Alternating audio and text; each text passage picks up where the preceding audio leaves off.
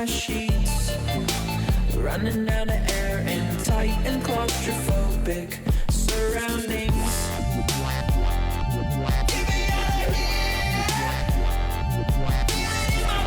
Hey guys, you're listening to hand-curated music from artlist.io. They're an affiliate partner to this wonderful channel, The Futur. Oops, it's music licensing reimagined. There we go. Whoa. Let's just do a quick double check on the mics because we're broadcasting live. Cheryl's back on the ones and twos, so we can do this on Facebook and on YouTube. So you guys, let us know online if you're hearing me clearly, and then we'll kick off the show. Are we all good, you guys? Give us a thumbs up. Say we're coming loud and clear. I want to make sure you guys can hear me. This is a jam-packed episode today. We're going to be talking about logo designs. Is anybody responding? Is anybody monitoring? I got it up. Just You got it now. up? So people double check this. You see audio's good so far? Good Audio's good so far? Yeah. On the internet. On the internet? Okay, so let's get into this. All right. What are we talking about today? Okay, guys, first of all, welcome to the show. We are broadcasting live. And joining me today, a very charismatic and slightly slimmer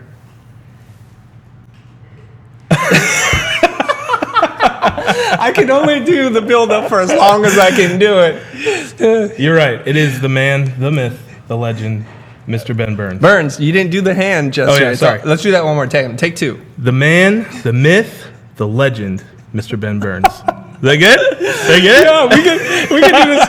We can do this entire show again if we need to. All right, so Ben, what are we talking about today? Today we're talking about logo design and Logo business design. growth. Business growth. Okay, so check charging this more. out. I'm gonna cut back to my slide here. Check this, guys. Check this, guys.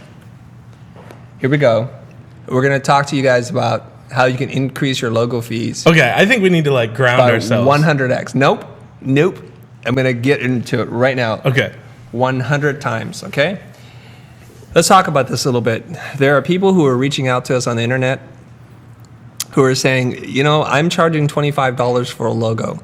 I didn't even know how you guys are getting to $250, let alone $2,500.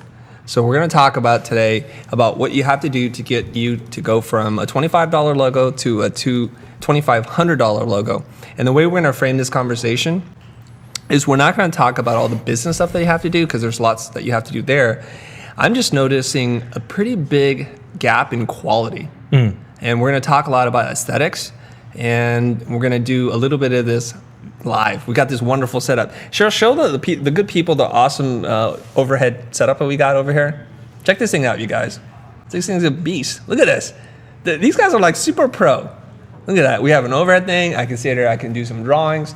We're always stepping things up. Now, I'm sure we're creating a lot of stress for both Aaron and Cheryl because every single show, it could have been yesterday that we did a show, but next day we're going to change things up. Yeah, we Constantly evolving. reinvent the wheel every day. So I'm going to ask you this question, Mr. Burns. Okay. Why are we talking to you specifically today? And I think your story is one that's really relevant to what's going on. Okay, so why Ben?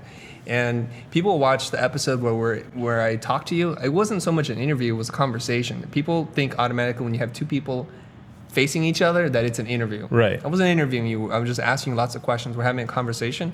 And instead of it being behind closed doors, we're having that conversation open with everybody. Yeah. So people got kind of a little bit upset. They say, so Ben Burns went from a $25 logo to a $30,000 logo. How did that happen?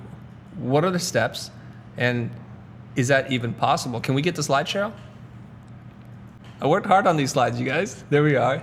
Awesome, thank you. Yeah. So there's this big gap, and for some, it's not even a span that they can imagine crossing. Right. That's a big thing. Yeah. So, And I remember that. I was there. I was totally there. Okay. Yeah. So here's what we want to do today. I want you to think about, and I'm giving you a heads up because I don't want to just spring it on you. I want you to think about maybe 3 or 4 things somebody can do, very actionable, be very prescriptive of what you think they need to do based on your own experiences on how to go from a $25 logo to a $2,500 logo. Okay? And of course, everybody's wondering, like, is this real? And what are the steps? So I'm going to give you a little bit of time to think about this, and towards the 3/4 point of the show, we're going to circle back. Cool. And I'm going to ask you, so try to formulate that. Do you need a piece of paper and pen, or Got it. you got it? You ready to go? Yeah. Okay. Jamming. So the thing that I can say is this, is that, and today we're really going to talk about the design of the logo more than anything else. And so we're going to talk about a fundamental thing, and it's going to sound really strange, but we have to learn how to see. And what do I mean by that? Learning how to see. Like, of course, we have vision. You can see us right now on YouTube. You can see us on Facebook. Of course, I can see. But this is what we're talking about. When you're walking around every single day and you're looking at work, what is it you actually retain? What are you paying attention to? So let's share a little story we had the other day. Yeah, we were just talking about this. All right. So you want to kick that off? Yeah, so I was, I think I was working on a proposal, and basically I was sitting there typing. Chris pops in the office, and he's like, what, 10 feet away from the screen, and he's like, oh yeah, you missed an apostrophe there. It's actually, what did you call it? An inch mark? It's a foot mark? or an inch mark. Yeah. A foot is one line. Yeah. An inch mark is 2 lines, right? So Yeah. when you say 3 foot, 6 inches. And guys, this was like 36-point copy, and I was like zoomed out at 75%, and he was across the room, and I was like, how did you do that? What? Or if you had an extra space or Yeah. a little piece of punctuation or anything like that. And it was like instant. You walked, oh, got it. It's right there. Okay. Fix that. And so you're, besides thinking like, how did he see that? Did you think like, how did I miss that? Yeah. Or is that because even important? I've been sitting staring at the screen for like, what, 2 hours working on this proposal. So Yeah. So when I talk about how to see, I'm really talking about training your eye to pick up details, okay? And these details are going to come out when you've had some kind of very rigorous formal training. And we're going to share different experiences, because I went to a highly focused graphic design program at Art Center, and I think I was pretty attentive to begin with, but then they make you aware of things. And my typography instructor and my lettering instructor would point out things that you think, no, you're just making that up. And then you really get in there, just like I had the same reaction as you. yeah. My typography professor would stand back. Let me get a prop here. He always had a pencil, and he would sit there and go like this from 6 feet away from the board. And we're talking about 8-point type now. Oh, geez. We're talking about very small type. And he would go like this. He would suck in air in his mouth like, he's British. And you're thinking, oh my gosh, something's wrong. Yeah. He'd come in, he'd mark the rags, he'd circle weird extra spacing, typos, just crazy. And he just scanned the entire thing. I was Right. thinking, he must have a bionic eye. Like, how's that happening? That's incredible. And I want to achieve that level of mastery over looking at things. And when we talk to designers in the room, like Jamie, Sang, Min, all the people I forgot to mention, Emily, all our designers, when we look at work together, I expect them to pick these things up. Okay, so today's conversation, it's part lecture, and maybe I do some drawings. I don't know. I've got all the materials. Who knows? This is live, so it can happen. It might not happen. I don't know. Let's talk a little bit about your evolution here. So Ben was kind enough to dig up some of his old work, and we're talking about probably a couple of years in terms of like how long. Oh man, I mean, where you started to like where you ended, right? The first one I sent you was. We're gonna see it in a second. Yeah, that was. I had to go into CDs for that. Not even DVDs, CDs. CDs that I burned. Yeah, so Okay. it was a while ago. As long as you didn't say like a zip disk. You're not that old. I'm not that old. You're not that No. old, and you've I've not always been had doing this like CDs. since you're 12, right? Okay, so here's one of Ben's earlier logos, and this one is for a company called Blooming Branch. Yeah. And how much did you get paid for this logo? This one was like a $30 logo. This is one of those Odes jobs? Yeah. It was for a blogger. She's awesome. Okay. And I think she's still going and using this. Oh, excellent. Like 6 years later. Okay. Yeah. So we're going to step through a bunch of these things, and we're going to see, I think, a slight evolution in how you're approaching things. So here's the next one. I didn't show the final one. I just like to see the process, and it was kind of a nice exploration. Right. And how much did you get paid for these logos? So this one was a $400 project. $400 project, and this is for Beauty by Earth. Right. Okay. And Did you feel like you were fairly compensated? Was this an okay project? Yeah, for you? I was thrilled. I was thrilled at this point to be earning $400 for this project. And why were you thrilled? It's just, I think that was the next stepping stone from that, $50, $100 mark. Yeah. And I was like, oh man, 4X, what? Well, you went from $30 to $400. That's a 10x jump. Yeah. That's gigantic. Yeah. And what did that like? Talk to me about the feelings, how you felt. So I was, at the time of this, I was, working full time and just getting compensated, that was like probably half of my bi-weekly paycheck from my full-time job, that $400. Yeah. So being able to do that at night on my own time in, 8, 9, 10 hours was thrilling for me. There was an adrenaline rush to it. Wow. That was just like, yes. So That sounds at that great. point, I was thrilled. At each one of these benchmarks, I've been thrilled. So let me get this straight. When you say half of your biweekly salary, you mean you got paid a week's worth of money for 8 or 9 hours of work at night after hours. Yeah, and I about wasn't right? considering, estimated taxes and things like that had to come out of it. But just the gross, the numbers, seeing that number come through in the invoicing software was Yeah. like thrilling. Okay. I just want to take a moment here to acknowledge like how good you look on camera right now. The lighting looks really great. Aaron, you're on point. Lighting's on point. Mark's helping us out today as well. So Mark, Aaron, and Cher, we have a full house behind the camera. I just want to acknowledge and appreciate their work to make us look good. It's not an Yeah, easy man. task. The number one job that Aaron has to do is to make me look good. And he's got, not a lot to work with there. Kudos, man. Good All job. right. You're welcome, So Chris. let's go back to the slide. And so now we're talking about the next evolution. And there's only 2 more slides to your evolution, right? So Yeah. here we go. This is for a company called Dunwoody. City, actually. Okay, for a city called Dunwoody, Georgia. Yep. And how much were you paid for this one? This was like a $1,000 mark. Okay. So So super you've bump- gone from bump for that one. 400 to 1,000. Those are good jumps. Now Those the are- time in between these are starting to get shorter and shorter too. So when I started speaking with you on a regular basis, that's when I had just finished this Dunwoody job. Okay, so this is the beginning of our relationship Yeah, together. and you can see the times between these milestones are getting shorter.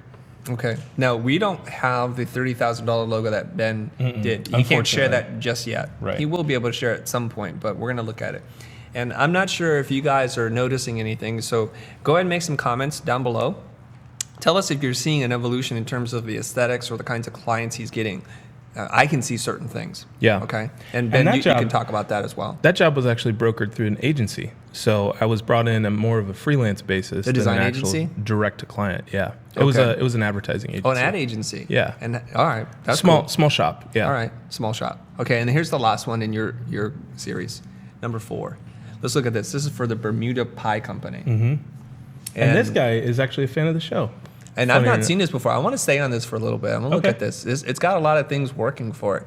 Okay, this job came in through YouTube, Mm-hmm. and this is the power of social media marketing or content marketing. Yeah. Because we talk a lot about identity design and establishing ourselves as experts that know what we're doing.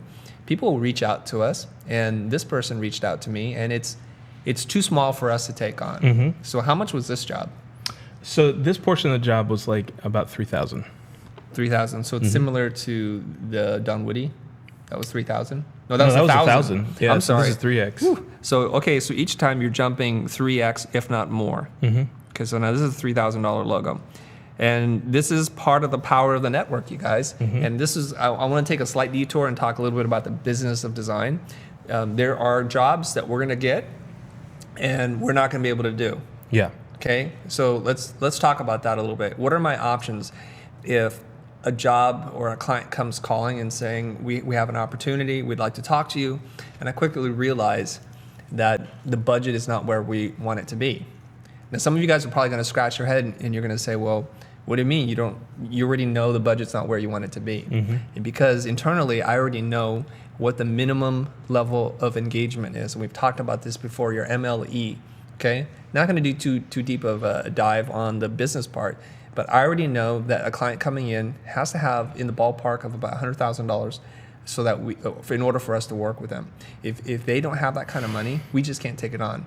And this is not about arrogance or anything else or greed or capitalism. It's just about understanding that our overhead, all the stuff that you guys see and don't see around us, costs a lot of money. Like Ben's salary, health insurance, insurance on the building. So we know it's $100,000. So what I suggest all of you guys that are tuning in right now is to think about what your expenses are and what kind of money you need to make in order to sustain yourself. Keeping in mind that you're going to chase probably 3 jobs or 3 clients for every one that you're going to book. Oh man, and those are So great that's odds a 30%, too. right? So you're going to chase 3 of them and you're going to win one. So you're going to spend a lot of time and energy chasing those 3. And you never get paid for that unless you book it. And then there's going to be the lulls in between each job. And how are you going to pay rent? How are you going to pay for groceries? You got a baby, you got diapers, you got to buy, you got to think about that. So I already knew. So what happens when a job comes in and I know it's already going to be way below the threshold?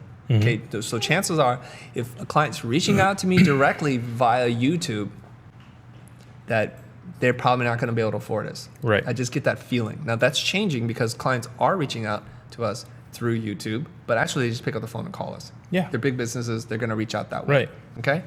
So let's keep advancing this. So I can't do the job. Instead of changing our policies and saying like, okay, we'll take on this job. It doesn't matter. We'll just do it anyways. What I say is, you know what? I can't do this job, but there are people in my network who can. Would you be interested? And maybe they see us as a trusted expert. Like, cool, great. So of course, I think about who I know who can do it. Yeah. And I send it to my good friend, Ben Burns. Now, in a typical relationship, and we'll talk about this, is if you send work out, don't be shy about asking the person who's going to receive the work to pay you a finder's fee. This is very common. And some of you guys might feel really sleazy about this, is that you weren't going to do the work. Why should you profit from it? But let me tell you how it works in the real world. In the real world, you hire sales reps and agents. Some of them work on commission base only. Some of them work on a retainer plus commission, and some of them work on salary base. So when a sales rep gets you a job, you have to pay them a percentage of that job. It's the relationship. And trust me, if you guys had a sales rep who got you leads and opportunities, you would be thrilled to pay them, because that's one of the most difficult things to do in running a business, is to get those leads. So think about that, guys. So let's recap real quick. You need to know what your minimum level of engagement is. Watch some of our other episodes. We'll include a link on how to figure that out. It's part of the business design series. And the other thing too is refer their work away instead of lowering your rates to meet that client. Right. And it could feel like this, and I'm going to talk about the feeling a little bit, which I'm not always good at articulating. It could feel like, well, when's the next opportunity going to come in? Is this the last time? Yeah, it's a scary place. If I give the work to Ben Burns or somebody else in my network, will the clients ever come back? Will they ever call me again? Did I just send it away forever? And a lot of designers and creatives feel this way, right? So how do you overcome some of that? I don't know. That feeling for me never went away when I was running my business. Yeah? There was always a fear of where that next job was coming in. Whenever I referred work, the fear wasn't as present, because I knew that, even if I took this job on, it's not going to really help me or my business, because it's at such a low level, it'd be insignificant. So I didn't really feel that fear on referrals. And honestly, referring work for me feels great, because you're hooking somebody else up, and it's just a great feeling. Yeah. Hey, Aaron, I got a question on my close-up. Can we give me a little bit more headroom? I noticed that I'm getting cut off at the top of my head. Can't cut the dome off, man. No. Unless you're going to have something grow out of it. All right. Okay, so while Aaron's working on that, so here's some differences that I'm going to spot up and point out right away. Self-taught person versus a person who has got some formal training. Now, Ben, looking back on your work, can you quickly articulate between those 4 things that we just saw, the differences between a $3,000 logo, which is I think where you wound up, and a $30 logo? Okay. So that's 100x. Yeah. Just like the title, like we didn't even collaborate on this, it just happened, right? Yeah. Okay, $30 to $3,000. Okay, so 3,000, we started in the sketchbook, and we did an amazing amount of iterations before we even pulled it into the computer. So there's a little bit more care and handcraftedness that goes into it, because the budget allows for time. So, and then the $30 logo, it was just Talk about the look though. okay. Can you sell the $30 logo to another client for $3,000? Does the work look fundamentally different to you? Did you have to grow? Jim Rohn talks about this a lot. He says, when you set a financial goal, it's not so much that you achieve the financial goal, but it's the person you become in the pursuit of that goal. Because if you want to date somebody really fabulous, beautiful, wonderful, intelligent, charismatic, funny, good-looking, kind-hearted, you have to ask yourself, who do I have to become to attract that person? Because that's like a child's fantasy. That's an immature person saying, look at that supermodel. She's a Right. rocket scientist, and she's a humanitarian, and she's got a supermodel body. I want to date her. Well, everybody does. But then you notice like they pick that supermodel picks a person, and that person has to be of a certain stature too. So you have to transform yourself. So Yeah. I have a theory Okay. that you can't just go around and apply the principles that we teach here in terms of the business and negotiations when your work is not that good. Now, we don't focus a lot on the design stuff, the technical skills, because there are a lot of great resources. I'm going to share a bunch of those with you guys today. A lot of great resources to learn how to do that. But we keep getting bombarded by people who keep asking, can you critique my logo? Can you critique my logo? Sure. And they want to be able to charge more. Before I can get into the conversation of charging more, you have to actually design a better logo. So aesthetically speaking, do you see a difference in the kind of stuff you were doing? Oh yeah, definitely. Okay, so let's talk about that. So a $30 logo and a $3,000 logo, do they fundamentally look different to you? Yeah, I mean, can we pull it up? Can we pull the $30 Yeah. logo up? Absolutely. So I know that like this one I had just kind of discovered, and I didn't go to design school, right? So I'm not a classically trained designer. I'm pretty much self-taught. And so can we pull the slide up? And so you can see, like, a lot of the edges around the plant, it's really rough. The detail in this, you can't really scale this down, or there's a lot of things going on here that I'm like, it's kind of bombarding my brain that I would do differently. But compared to that $3,000 logo, it's a night and day. Okay. You did not do a great job I of did not do a articulating great that. But that's where I come in. Okay, guys, before the internet gets mad at me kind of jumping on top of Mr. Ben Burns' beard, let me just tell you, this is in the context of trying to help you guys understand. What I want to do and what teachers try to do is help you learn to see for yourself. So you're not coming to somebody saying, well, what's wrong? Because when you can see what's wrong, you don't make those decisions to begin with. You start editing. And that's what we try and teach, because my designers, like Min and Jamie, they can give me something that's quite close to being finished the first time I see it, because they've gone through the internal editing process and asking themselves some questions. Let's go back to the screen. Let's look at this logo again. All right, some things that are wrong with this. First, I'm going to say it's kind of a nice logo, and I can see this being used on some, designers' stationery, something like that. It's a nice serif typeface. Here's the problem. The first thing that you notice, and I'm going to ask you guys to look at this. First thing you do, if you're staring at the screen, just squint your eyes. What happens? A lot of it disappears. Yeah, it does. Like, what do you see? So we talk about boldness, legibility, and being able to scale a logo down. So when you squint your eyes, you basically are kind of boosting the contrast, so to speak. All right? So what happens? The first thing you do is you're going to notice the word branch just totally disappears. Right. What's happening also is that you've increased the tracking, the spacing between all letters to be quite open, which gives it a nice kind of breathable quality to it. Maybe we do picture-in-picture now, Cheryl. It's breathing, but the problem is there's so much white in it, you can barely see it. So a couple of things, guys. Bring it together. And we talked about this in the critiquing logo episode the first time, which is try to fit your design in this half-inch square. Literally, Interesting. draw it inside a half-inch square and see how legible it is. And that's a big problem. I don't have any real big problems with the aesthetics in terms of the letter forms. And here's the other thing I was going to say, though. It looks like you spent some time scanning in a branch, which I have no problem with. and you vectorized it, okay? And then you typed in something that looks like, what is that? Is that Garamond? I can't tell if it's Caslon or it's a classic. Probably Baskerville. Baskerville. That's like my beautiful. go-to. Baskerville's beautiful typefaces on my hit list of good typefaces to use. And then you use some kind of hand-drawn script face, right? Right. Is that a font or a typeface? Probably a font, yeah. Okay, so that's a typeface. So what I'm looking for, and we talked about this, is a unique combination of letters that work well together. Right. And this is where you want to modify. Aaron Droplin talks about this. He's like, tailor it, make it special, make it custom, do something to it, right? And I'm not seeing a lot of integration. Okay, let's jump to the Chris Bermuda has one. a good question on that. Chris Shaddock says, if we design to a 1/2-inch square, then should we design all logos to fit that ratio? Yes, you should, as much as possible. This is why short names work better. Yeah. 5 to 7 letters at the most. You know, try to get it nice and short. Okay, and try to design it, because you guys will notice the Future logo. It's in a box. Most of the times it appears in a box because the Future written out is actually quite long. Now here's things that we did to help ourselves. Okay, we used a bold typeface. We're using Right. Futura bold, and we've also tightened up the letter spacing. I noticed we cut off the crossbar of the F, okay, and we're bringing it in tighter and tighter is what we're trying to do Right. to make it legible.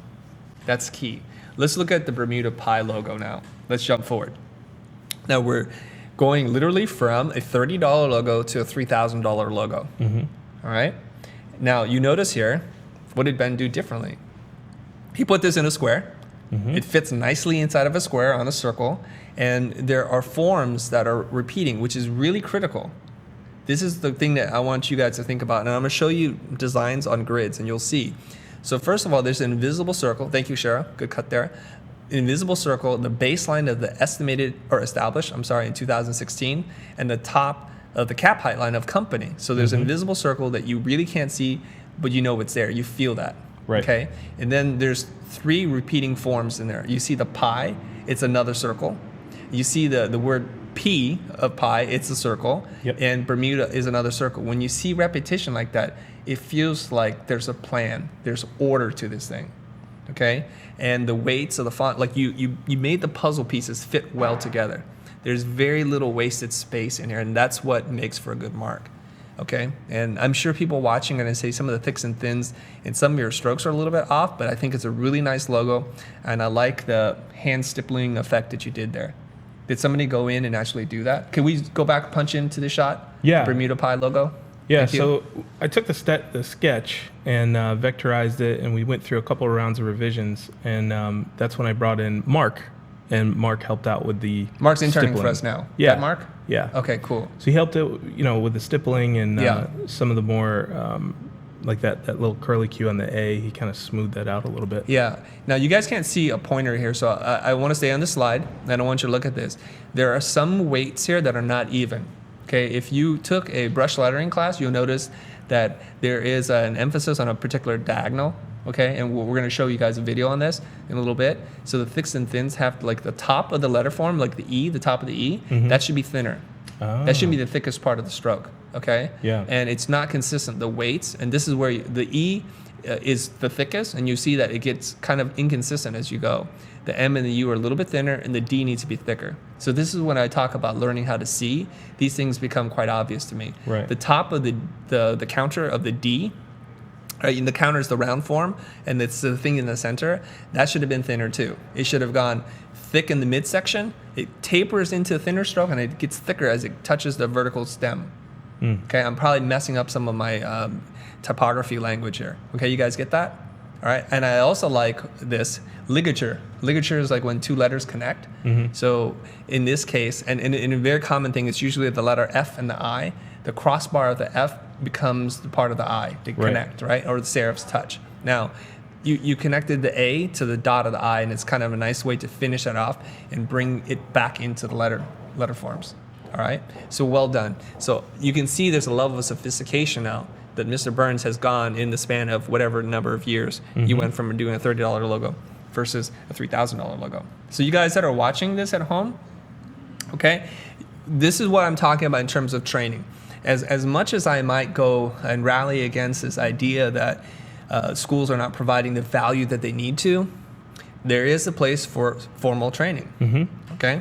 Now let's get into some examples. Now, 2 people sent me an email with their logos, which really prompted me to have this conversation again. Interesting. Now, I imagine this will not be the last time we talk about logo design. This is a very popular topic, and this is a great entry point into the career of graphic design for a lot of people.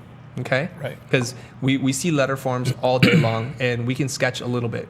And if we can just focus on doing great logo types, word marks, symbols, I think we can have a career in doing this. So the first one comes in from Sanjeet, and he sent this to me via Facebook.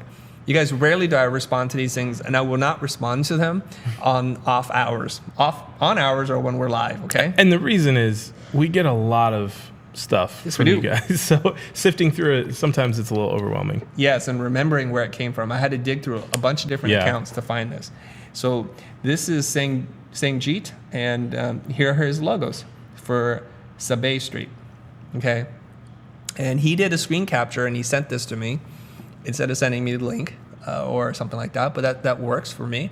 I wish I had the files I can look at it. So I'm going to go through and systematically dissect and destroy all these logos. So that's your warning, you guys. Children with sensitive ears, now is your time to leave the room. It's going to get a little bit harsh right now. Okay. Now, if you're tuning in, brother, which I hope you are, and if you are, you can also jump in on the live part. We have a conference room open. But, okay, let's talk about this. Certain things that you should not be doing. First, I'm going to go from one quadrant to the next in a clockwise fashion, okay? We're going to start with the first one in the top left quadrant with this street sign, okay, Sabay Street. So it looks to me like he's used an envelope distort instead of drawing the letter forms himself, because I see all kinds of weird things being stretched and squashed to make it fit. Right. Then I see some kind of 3D shadow effect, and I don't know why it's there. What's going on? Then it's got the gradient pole drawn in there, and this is not going to reduce well. And then there's a drop shadow, I think, of the pole where the word street sits on. This is kind of a mess.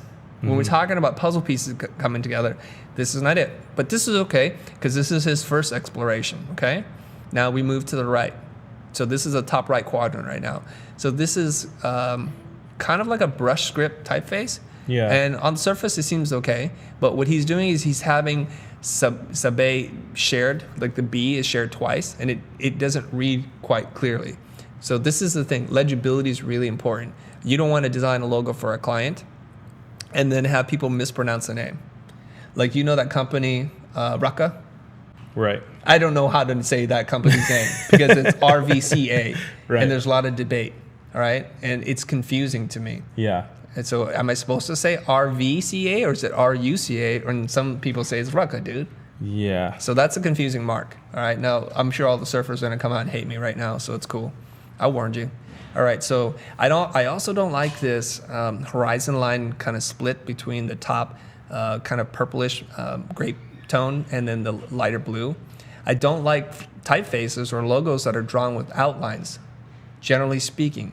It's because you couldn't make it read, so you put it on the stroke around your typeface. That's usually a no-no. Let's look at the 3D extrusion effect. He seems to like the 3D extrusion effect quite a bit, and that seems to be like a crutch now. Now, you notice something very clearly. It's not evenly extruded. So on that swash from the Y coming down underneath the Sabay, you see that? Like, it's thicker in a spot, and it's not consistent. It seems really weird. Ben, what are you looking at? The top right. Oh, top right? I thought Top we were on right. the bottom left. I'm Okay. only on the top right. I'm right. going in a clockwise fashion. Okay. You see that right there underneath the AY? The swash Yeah. of the Y? The tail? I think generally what's going on here is that he's not confident in his form, and so he's compensating with a lot of special effects and things like that. And I think just some time on, getting these lines right, getting the weights right, a little bit more concepting so that you avoid that single B on both things. Spending more time on the form and the actual design of the piece, and not spending so much time on the special effects would benefit. All right. So I'm going to move on, guys. The last one I'm going to talk about is one on the bottom. It seems like it's another iteration of the street sign and jamming that in there. There's a lot going on. Where you guys go wrong here is you start with a bad typeface to begin with. Like, is that hot dog or frankfurter or something? this very rounded typeface. And it's hard to use these typefaces to make it look classy. Right. And so if a client is paying for you to elevate their brand, to help it, at the minimum, be an identifier for their business, if I can't read it, if it's not legible, if it seems like it's on drugs because it's tilting in all different kind of spaces and it doesn't feel refined. I don't know if this is a restaurant or what the heck this is, right? But if the mark says something, maybe then the food quality is the same. Mm-hmm. And the customer service is also a little misshapen. Right. Okay. And let's go into another one. This is Francine Jacob McKeering. Okay. And there's only one logo for me to look at. Okay, he's online. Okay. So he's online in the group, the Zoom group? In the YouTube chat. Okay, YouTube chat. All right. You're up, dude. I actually have 2 logos from you, Prize Forums and Whey Monster. Let's attack this really quickly. Give me your critique on this. So the line weights under forums, it's too thin. It virtually disappears in the black. So we definitely want to, kind of make that a little bit thicker. I think that we need to spend a little bit more time on the typography and just kind of get that a little bit more unique so that it stands out more and independently of the icon. In terms of the spacing between the icon and the type, there's this kind of line. It's not really centered. It's more hugging the icon, and it's so thin that you can barely see it. Like there's a C-stand in my way, but like even when I lean forward, it's tough to see. In terms of the icon, it's a little jagged, so you can see what is that, the bowl of the P on the inside. It's a little bit jagged. Yeah, there's a little bump. I'm not really sure what happened there. Yeah, a spur kind of sticking out. It's not drawn well. Right. You notice also the vertical stroke of the P of that icon. It's got kind of like a weird. It flares out and it comes flare. back. This should be a monostroke drawing where the weight is the same all the way around. Right. And it does some weird things. So it's lacking quite a bit of refinement. And I've been here. I'm about to say something. I've been here. I've used color as kind of a crutch. But if you make this all one color, does it still communicate what you want it to in terms of the P and the F icon? I don't think it would. I think it would kind of look weird. So the lesson there is, work in one color first. Okay, lots of funky bits going on. I see 3, possibly 4 components in this logo, and it should be seen as one. Now, Ben Burns and I may or may not agree on this because we've talked about this before, but I like for you to think of the mark, the symbol, and the word mark, the type, as one thing. How do these things work together? How do they complement each other? And the forms aren't repeated any which way. So you have this very kind of stylized P and F with these curved endings, and I don't see that in the word prize at all. Right. So you could have taken the top of the Z. So let me go and sketch so that you guys can see what I'm talking about, okay? Let's go to the overhead thing just because I have it. When we talk about the Z, it'll look something like this. I'm gonna see. Okay. Maybe you could have gone in and curved this form and then curved that form so that it ties together. Can you guys see that okay? Are the internets talking or are we okay so far? Yeah, we're good so far. Ooh. The clouds cleared when Christo starts sketching. The heavens opened. The illustrious. Okay, and as I'm drawing, Ben, you can talk. Alistair, So you that- do have to be brave to submit your design to Chris. I'm not gonna lie. That was sifting through all of my designs last night was nerve-wracking, trying to figure out which one to send over. So we're talking about adjusting the letter form here to match up with, can we do the side-by-side between this, Cheryl, and the computer screen? Okay, so Cheryl's gonna work on that. That's cool. We're live, guys, and Cheryl and the boys don't know exactly what I'm gonna do before I do it. Sometimes you would think that I don't know what I'm gonna do before I do it. I'm sorry, I messed up on this part. This should be straight.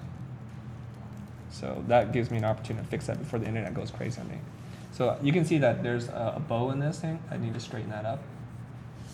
Okay, so now that I've curved this part in, I have to pull this out. Like it should really go out to here a little bit.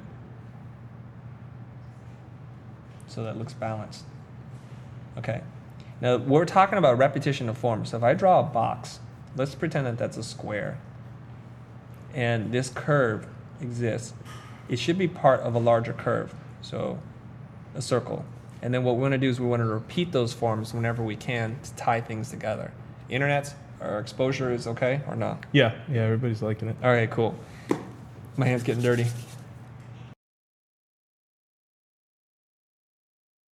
This is justified. Matt wants to know if you're a hand model because you have beautiful hands. I do have beautiful hands, guys. Get me on here, guys. Hold on. My wife looks on the hands. Look at this. Any day now. There we go. Look at my hands, guys. Perfectly. Like, look at that manicure. You know, like no of those white things. Wait till I show you my feet. Hold on. No, I'm just kidding. My wife has rougher feet than I do. Okay, there's a lot of lotion. You know, a lot of prepping. Anchor feet. If you get that pencil, you will be able to create logos. Okay, just let's like talk about Chris. some of the tools here. This is a Mars Stotler, I believe, a lead holder pencil. This is one of my favorite things to draw with, and I use a softer lead. I don't know what lead this is. Everybody always wants to know what the tools. I can't read it.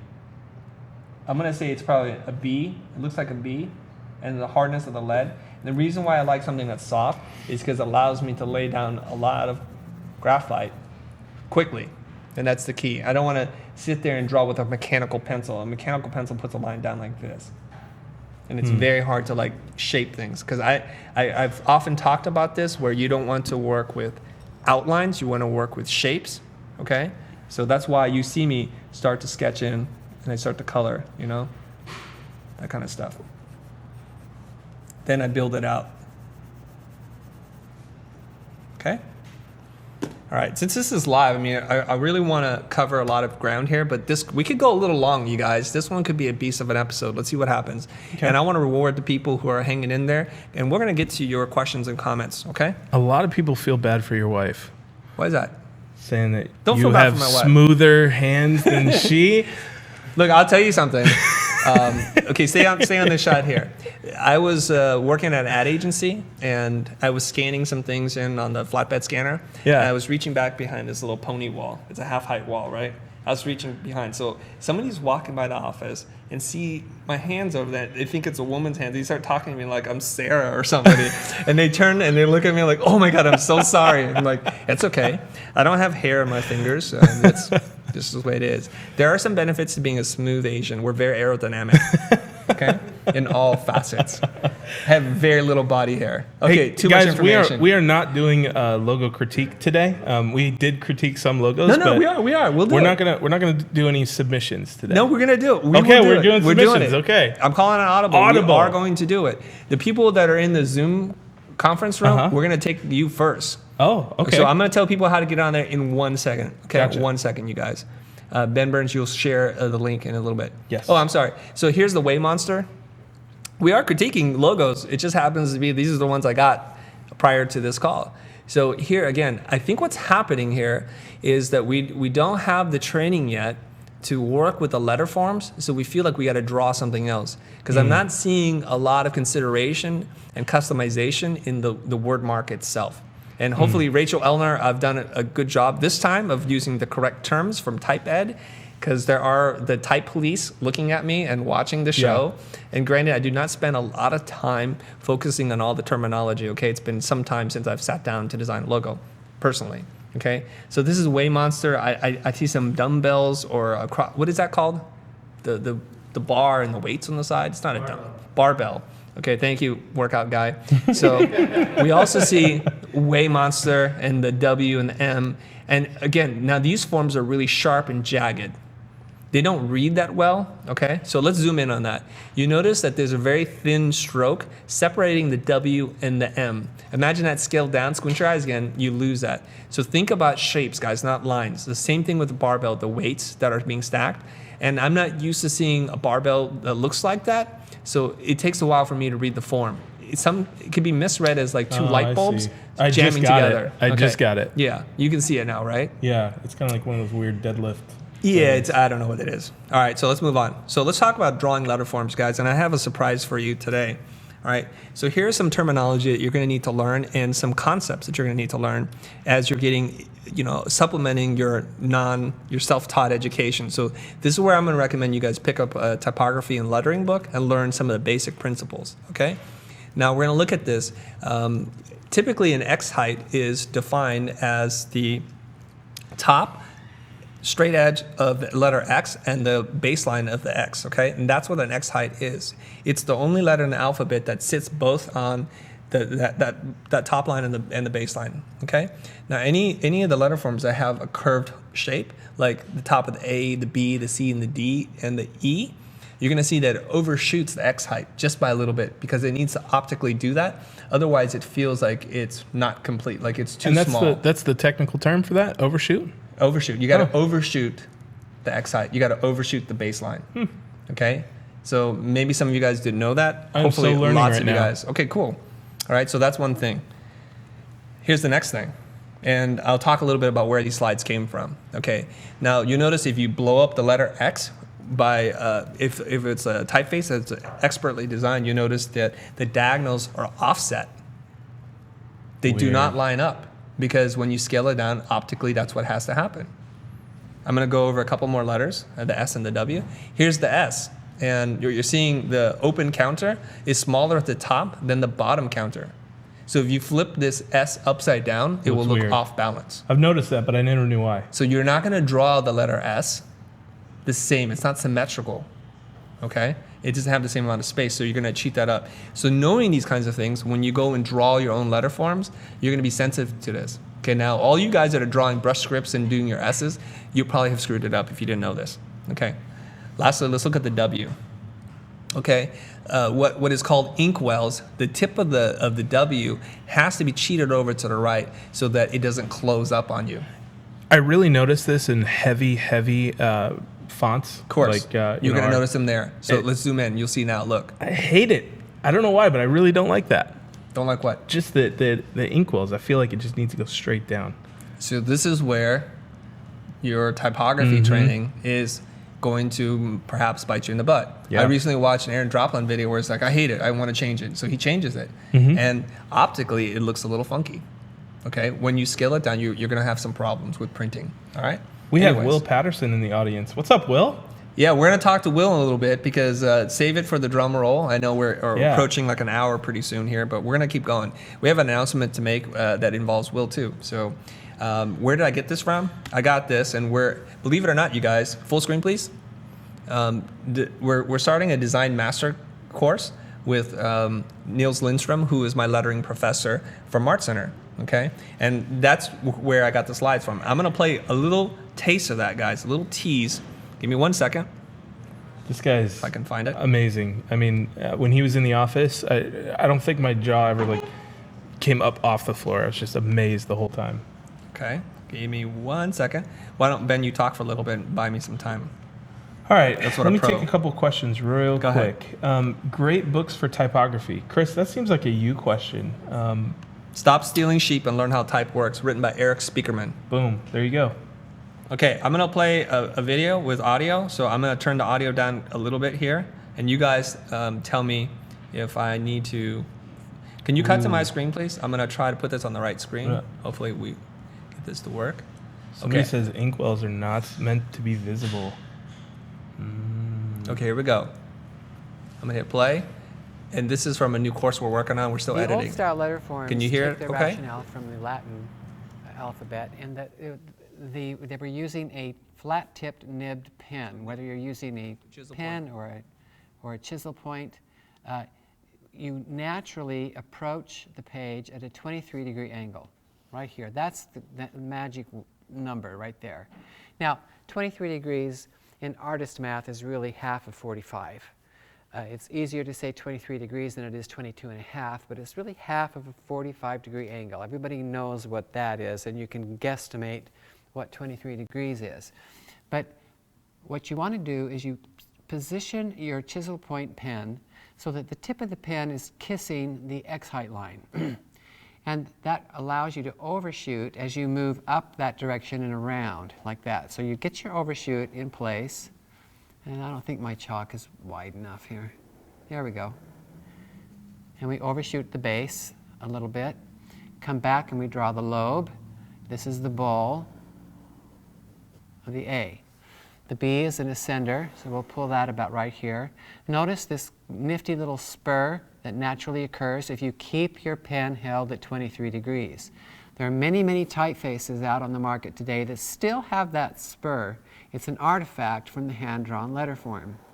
This is the bowl. This comes back in, and notice the weight that comes back in. This is typical of an old-style typeface. You can usually pick it out because the thin parts are here and here, thick parts are here and here. There's this slant, there's this offset. It almost matches the tilt of the earth. Let's try the C. We start by kissing the X height line. We come around, overshoot the baseline, come up. Then here's the terminal on the C. The D, we do just the opposite, come around. And I like to come back and here's the stem. We have a little flag there, and we've got a flag there. These flags are just really at 23 degrees up, 23 degrees down, so you have a 45-degree angle. The E, pretty much the same kind of shape. Come around. Then we have your crossbar. You hold the pen strictly at 23 degrees, you get this funky little bevel at the end of the E. If you look at a lot of typefaces that are old style today, they still have that in one way or another. The F comes down. This is the first character in the alphabet that has a serif that is tangent to the baseline. Everything else has been overshooting the baseline slightly. Here's the terminal of the F, and here's the crossbar. The G is the one character that you can have a little fling with. You don't have to be so rigid about holding the pen at 23 degrees. Right here in the link, you're going to swivel to about a 70-degree angle, and you're going to straddle the baseline and then come down back to 23 degrees. It's like, why bother, man? All right. All right, let's come back. Take the audio back to me. Can we do that? All right, guys, let me stop that video. Oh, shoot, I can't. Can we split screen that so I can stop it playing? Both sides of the serif, on both sides of the stem. Whoa, I mean. it's hard to do. There we go. There we go. All right, you guys, that was Nils Lindstrom, my lettering instructor from Art Center, and he's doing a new course with us, and I'm super excited to be sharing some of that with you. Now, I want to let you guys in on a little trick. That was all CG animation. Nils is just moving his hand on a blue screen, and then the After Effects animators in the other room drew that. I mean, it's quite mind-blowing once you know how letterforms were designed by holding like an instrument, like a piece of chalk at an angle, and the angle and the way you pull. You'll notice, though, when he was drawing, he was talking about the weight. Because if you use a chisel point pencil or a calligraphy pen with a broad nib, you'll see where the thicks and thins are. So when you've drawn these letterforms, as I have and as all the students that have had Nils do, they've done the same exercise over and over and over again. Okay, we need to calm the internets down. Internet, that was a joke. That was a joke, guys. Oh, they think I was literal? All right, I know. He did really draw. No, he did really draw that, you guys. Yeah, it was amazing. I'm just kidding. And the fact that I was in the same room with him, I'm like, wow. He draws the entire alphabet, level. and he draws another one, and that's part of the series. And he goes into designing a script logo, hand-drawn, custom designed, inked and vectorized inside of Illustrator in a matter of hours. It's pretty incredible. It'll either make you want to pick up a pencil or throw your sketchbooks away. Okay, so don't quit. Don't commit design suicide yet, you guys. You can do this. It's super intimidating, but you know, a master makes it look easy, and he's very good at doing that. Now imagine you guys in class when you've taken your graphite pencil and your chisel point and you're shaving it down, and you have to just draw the letter A over and over again, and then B's, and then you have to write your name or Hamburg or something like that. And then he'll sit there and critique at the strokes, and you're only allowed to use a straight edge. That's it. Zarek says, but does he know Comic Sans? I don't think he can do Comic Sans in chalk. But that would be a comment. good challenge. That would be a good challenge. I'm sure that's a challenge he would not accept. All right. Because you guys keep asking about this, and we understand that not everybody watches all of our videos. Surprise. But you don't always know what the typefaces that we're referring to or the typography manual. It's easy. Go get it. It's free. It's all over the internet. It's super awesome, and it's free, okay? So, Cheryl, this is right about that time. Thank you. All right, here is the list of the classic typefaces. Start here, you guys. People are asking us like, what fonts are we using or typefaces are we using in the slide? It's Helvetica New or Nue? Nuya? How do you say Noi? that? I don't know. Helvetica Yeah. N. N No, it's dot. not new. That's the American bastardized pronunciation of that. It's Noya or something like that, and somebody corrected me. But anyways, most of us are going to call it Helvetica New. All right, let's talk about some basic principles here. That was probably the most screenshotted moment of YouTube. No. All right, so we're going to talk about geometry, simplicity, and harmony. These are concepts and things that you should try to strive for, okay? So we're going to get into a little bit of the history stuff here, okay? And we're going to jump into the golden ratio. The golden ratio is known by many names. It's also known as the golden mean, the golden rectangle, the golden section, and it's been a thing of fascination by mathematicians, artists, and architects for at least 2,400 years. So that's why I'm like, it's dates around 400 BC. I tried to find like who figured this thing out, but people started to notice patterns in nature, that things that were super organic were actually a little bit more thought out. And it gets a little freaky. This gets into conspiracy theories and Illuminati kind of stuff, where the more you look at things, the more things you understand in terms of like orbital patterns. If you look at the way the planets orbit the sun, somebody drew it out and it fits within the golden rectangle. The distances away from the sun. Wow. So here it is. This is a nautilus shell cut in half, and we're seeing the geometry and the mathematics behind it. And when you understand the golden ratio, there's harmony and balance, okay? So when the untrained eye, the untrained hand drawing these things isn't aware of this, you can draw some pretty ugly things. Now here's that graphic that I was talking about in terms of planets and things of that nature. So you see the sun right there and the Earth, the distance there, the third planet from the sun. So Mercury is the Oh, there it closest is, and the yeah. Venus. You see the So right pattern? there in the The middle. distance right there, it's pretty freaky. That is freaky.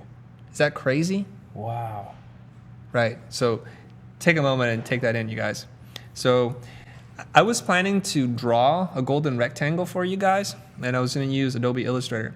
Let me show you how to draw the golden rectangle really fast, okay? So there's this graphic. So if you guys want to screen capture this, I'm sure you can look this up on the internet. I'm going to hit escape here. I'm going to step out. Ben Burns, entertain the people. Yeah, so we do have some comments on, is this about growing your business? And it is, but we're talking about the differences between a $25 logo and a $2,500 logo. And we're kind of digging into the more aesthetic side. So We have covered a lot of the business stuff, a Ben. lot of stuff. It's We really all have. over. And the thing is, a lot of designers, what is this? Go. I don't want this. Hold on Chris is a second. Mason. I don't know. Are you Mason? No, I'm an atheist. No Freemasons in here.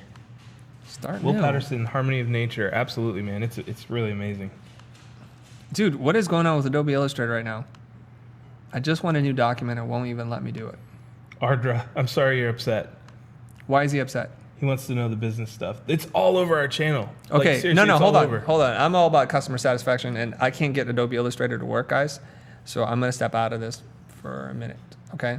Let's talk about the business. If you want to learn how to charge more money for this stuff, I can answer that. We've answered that ad infinitum. We really have. But at the end of the day, let me tell you the debate that's going on within the design community. They see, charlatans like myself talking about how to charge more for work. And they say, why don't you just make better work? So we have this very broad audience of people who are not trained, who are self-taught, who honestly don't do very good work, who need to level up.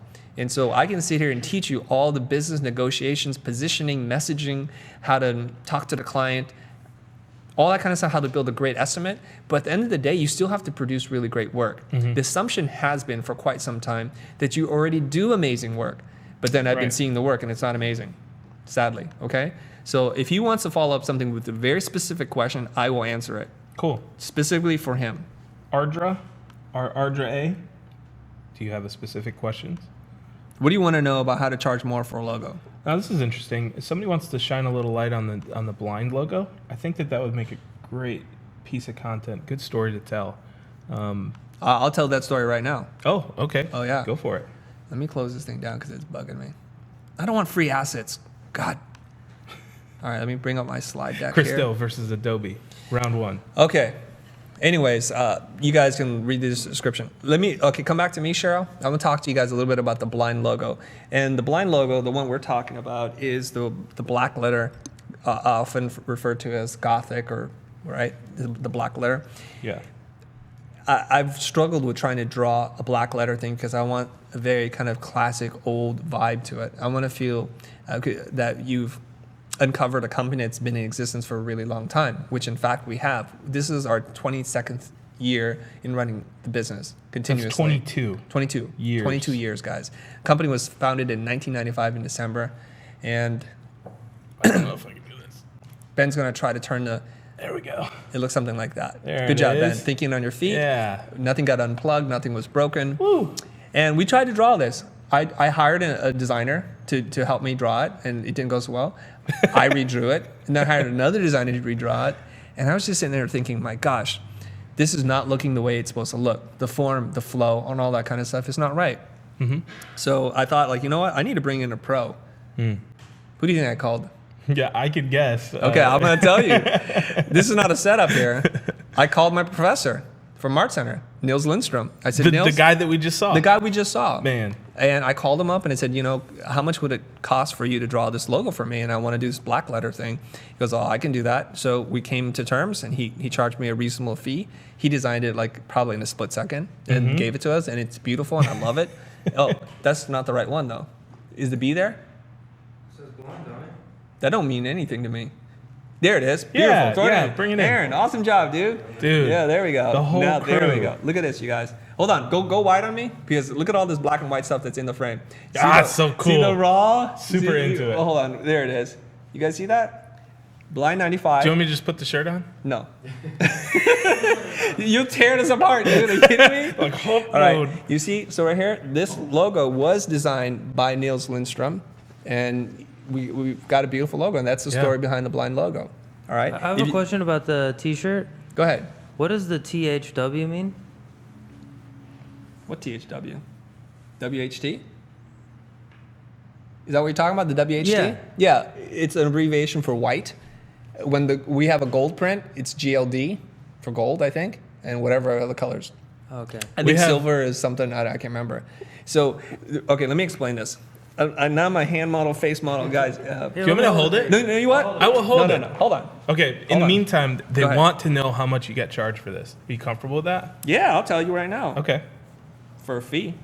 There we go. Cheryl, check this out. There we go. Bing. I want to use all the stuff that Aaron and team worked so hard on setting up. There we go. Let me just model this for you guys. Is that beautiful? Okay, let me talk about the design of this thing. Okay, this is the blind logo, and we've actually made it straight. There's one that's on a what is that called? On a bias, set on a baseline that's not horizontal. And we were founded in 1995, so we're mixing fonts here. We've actually got 3 fonts, and usually when I tell people who are starting out, don't mix your fonts because you don't know what you're doing. Trust me, I'm a professional. I can do this. Oh man, Cheryl with the link. Right on. All right, Good so job, look at Cheryl. this, guys. So this is a black letter Gothic typeface, custom drawn, and this is a serif typeface. I think this is Bauer Bodoni, and then I mixed it in with probably Helvetica or Accidents Grotesque. I can't remember which one this is. And the key to mixing fonts is to know how they complement each other. Each one is radically different. You wouldn't want to mix 2 sans serifs together or 2 serifs that are really similar. Right. That's critical. Like Ben Contrast. Burns. Contrast is key. Contrast so is key. Ben Burns in his first $30 logo already instinctively knew, use a serif typeface, use a script typeface, and then you do something rough. Those 3 things work together. So when I was designing this, I couldn't get a harmonious layout between the word blind and 95. So I was playing around with trying to come up with something that looked like a stamp that was blown up. You know, like something that you might find on the bottom of a cardboard package, something that somebody doesn't design but is utilitarian. And so I needed something to fill in this space, and that's why I filled it in with WHT. And then for the gold one, it's different letters. That's what that stands for. Okay, let's move on. Let's go back to the old golden rectangle, golden means golden section thing. Okay. All right, cool. Thanks for that, guys. And look at this. That was fun. Look at this drawing, you guys. Oh, that's cool. So when you understand proportion, scale, repetition, and harmony, and understand some of these formal qualities, the quality of the work that you're going to do is going to go up. You should then start to be able to command more money for the work. I assume you guys are doing the work, taking the courses, reading the books, and practicing like a mofo. It takes like 10,000 hours to become an expert, according to Malcolm Gladwell, right? It doesn't literally take that long, but you do need to spend a lot of time refining your craft. If you jump on a computer and are using some kind of vector drawing program and you pull out some clip art and you expect to charge a client on Fiverr or anywhere else more money than what it's worth, I'm sorry to say it, but you're not worth more than that. That's the baseline, okay? The reason why I argue against charging hourly rates and doing like project fees is because I spent a lot of time and a lot of money learning what it is that I know. I make it look easy, but I'm not going to charge you for the time. I'm going to charge you for the value. Right. Okay, so that's a beautiful swan drawing, and I'll tell you a little bit more about that. Let's go to the next slide here. This is a very simple icon. It's kind of like one of those, what are the pins that you find on a map, marker, yeah. right? And then it has a clock part. But if you look there, the components that make this thing up all are proportionally scaled to fit within the golden means. You see that? Yeah. So if you break all the components down, which is what somebody has done, they'll show you. So there's some harmony. Now, we don't know this when we're looking at it. And some of this is BS too, because the internets will tell us it's BS. But if you guys try to start with here, like grounded in principles of design, you're going to do much better. Okay, let's look at the Pepsi logo now. The Pepsi smile, as it's called, it's based on golden means proportions, A and the B. So if you guys go and look at the math later, that's what they're drawing there. Interesting. So it's not arbitrary. None of this is arbitrary. Sometimes it starts off as a sketch and you're not quite sure, but when you go in to do the refined drawing, it needs to be based on math and geometry. Aaron, you got a question? Speaking So to I'm the mic. looking at that Pepsi drawing, and what is the proportions? I'm not understanding. Okay, we have to go back to the golden. Okay, you see, let's go full screen on the slide, please. There we go. You see that little dip, what they call the smile, the white space? It looks like a smile to the side.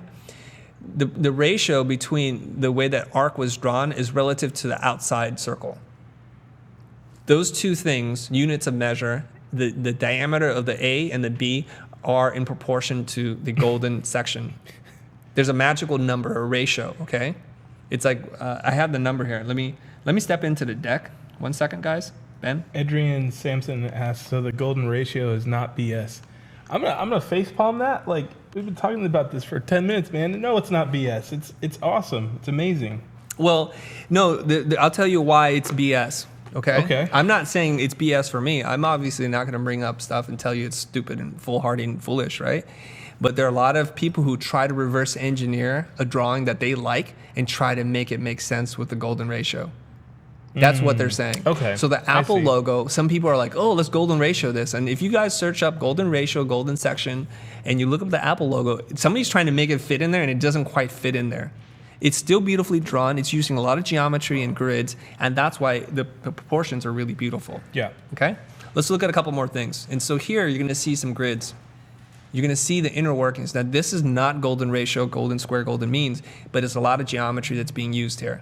So somebody who draws that bird on the far right might just draw a sketch, and it'll look like the real bird, and it's not processed through your lens. Okay? I do not like realistic things. That's the job of an illustrator, to draw realistic things.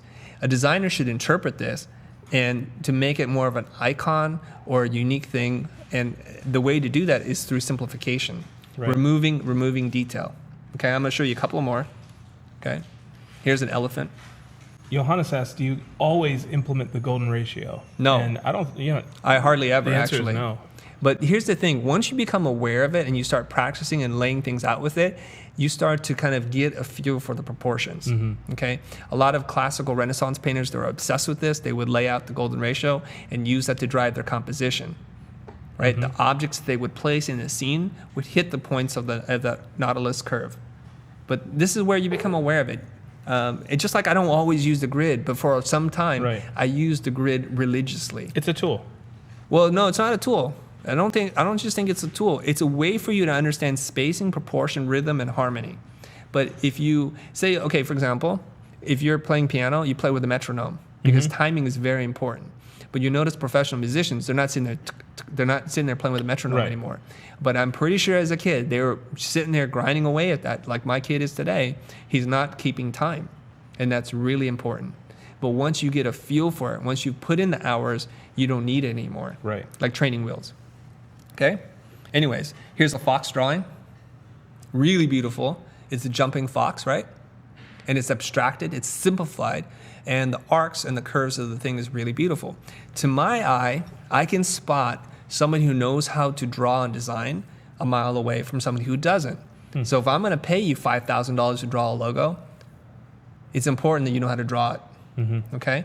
And I forgot to mention, since we're talking about money, I think I paid Nils Lindstrom about $3,000 to draw the blind logo. I Boom, can't there remember. you go, guys. There was like 40 questions on that. I can't remember, guys. I think it's many, many years ago. I think it was about $3,000. Okay? And if you guys want to hire Nils, you can hire him. He's available. Okay? Anyways, I pulled a couple of more, and I just want to show people that I appreciate well-drawn marks, even though they're not necessarily in a style that I would go to first. Okay? So this is from, let's see how to say this name, Dominika Marzek. Okay? And I just pulled two things. One is a more intricate drawing of like two lions, a key and a crown, I think, right? And it's using an acronym ADHA. It's established in 1992. That's beautiful. I would wear that on a shirt. It looks good as a sticker. And notice there, it fits in a square. It's a good lockup, okay? It will reduce well. And the lines are thick. Notice that there aren't any thin white slivers in there. It's kind of well thought out. The one on the right is, I don't know what that is, hand and roll. Maybe it's a sushi place. There's some kind of bird and a fish and some blades of grass in the back, or maybe it's the ocean. Cane. I'm not sure, but it's really cool. It's well proportioned, and all those things fit together. Now here's where, when I say it should be designed to fit as one cohesive unit, you have a really beautiful, bold sans serif typeface. You have colors that are harmonizing. The crossbar at the bottom ties in with the grass or whatever that is, and the forms of the bird and the fish are very simple and geometric. So there's rhythm there. That's the kind of stuff I'm picking up on. Now we're going to get into Dusan Cervica. These things are just things I pulled up from Behance last night. So again, these are not necessarily things I would draw, but I'm showing you that there's a wide range of fonts and approaches that you can still take that will still work. These are two very different things designed by the same person. A classic monogram, right? Is that an N and a B, I think? Yep. And maybe, yeah. So here's another one by Marie-Michel Dupuy. And again, very different. I love this. I like that it's kind of very classic looking. Again, I'd wear this on a t-shirt. I could see this on a building. It's got good usage of mixing typefaces. This is Martin Mitrovsky. Miltrovsky. Yeah. A lot of these that I found are Eastern European, kind of in those countries, Yeah. There's really good logo designers all over the world, okay? And there's a Simple V, Alovka. These people I would pay in the price range of what we're talking about. So I want you guys to do just a really quick self-evaluation. Look at your own work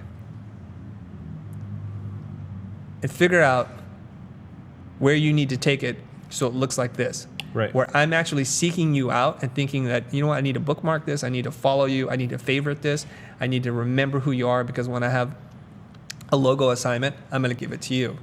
The two examples we saw earlier, I'm not going to bash them per se, but they don't have that level of sophistication. So if you want to go from a $25 logo to a $2,500 logo, you need to get the forms right. Yeah. And the only way that you get there is practice. Doing stuff daily.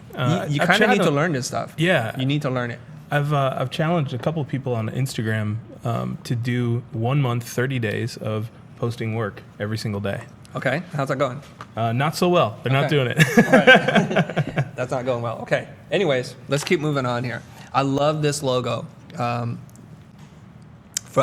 Mauricio Pagnozzi. The one logo is amazing to me. It's got a lot of good stuff happening with it, okay?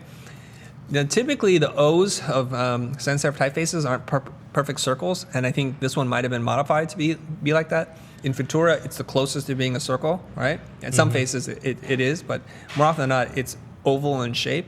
But this is one, and it's awesome because the number 1 is in there, and the N is in there too. It's in the negative space, and that's pretty cool. And you can do very simple things. Now, the one to the right, Atrivia, I don't know if it's meant to say like Atri and Via, but I think it's Atrivia. There's some really good things happening there. Take a simple, beautiful typeface, make one modification to it, and that becomes a mark. And that's really beautiful. You see, like people who understand typography and lettering, They don't necessarily use illustration as a crutch or creating a symbol. They work with that, and they know how to make it work within a square. Beautiful work. All right, now what we're going to do is we're going to open it up to do some live video conferencing, and we're going to test the technology here a little bit. Cheryl and Aaron, you guys ready for this? Those of you guys that are aware of all the stuff that we're doing are already sitting in the Zoom conference room. So we're going to pull some people into the conversation, and we should probably paste, because we can take up to 50 people into the room. Can we paste the link to this room into the YouTube comments? Can you do that? Do you know how to do that? I do not know how. However. Okay, give me 1 second, and this is where somebody stalls and somebody sing a song, and I will. What is that? I will try and Muzak? comment. I'm gonna go on YouTube right now, and I'll copy the link and give it to you guys there. Once I put it in there, can somebody else copy paste that into the Facebook? Okay. I'm gonna pull up my streaming channel if I can figure that out.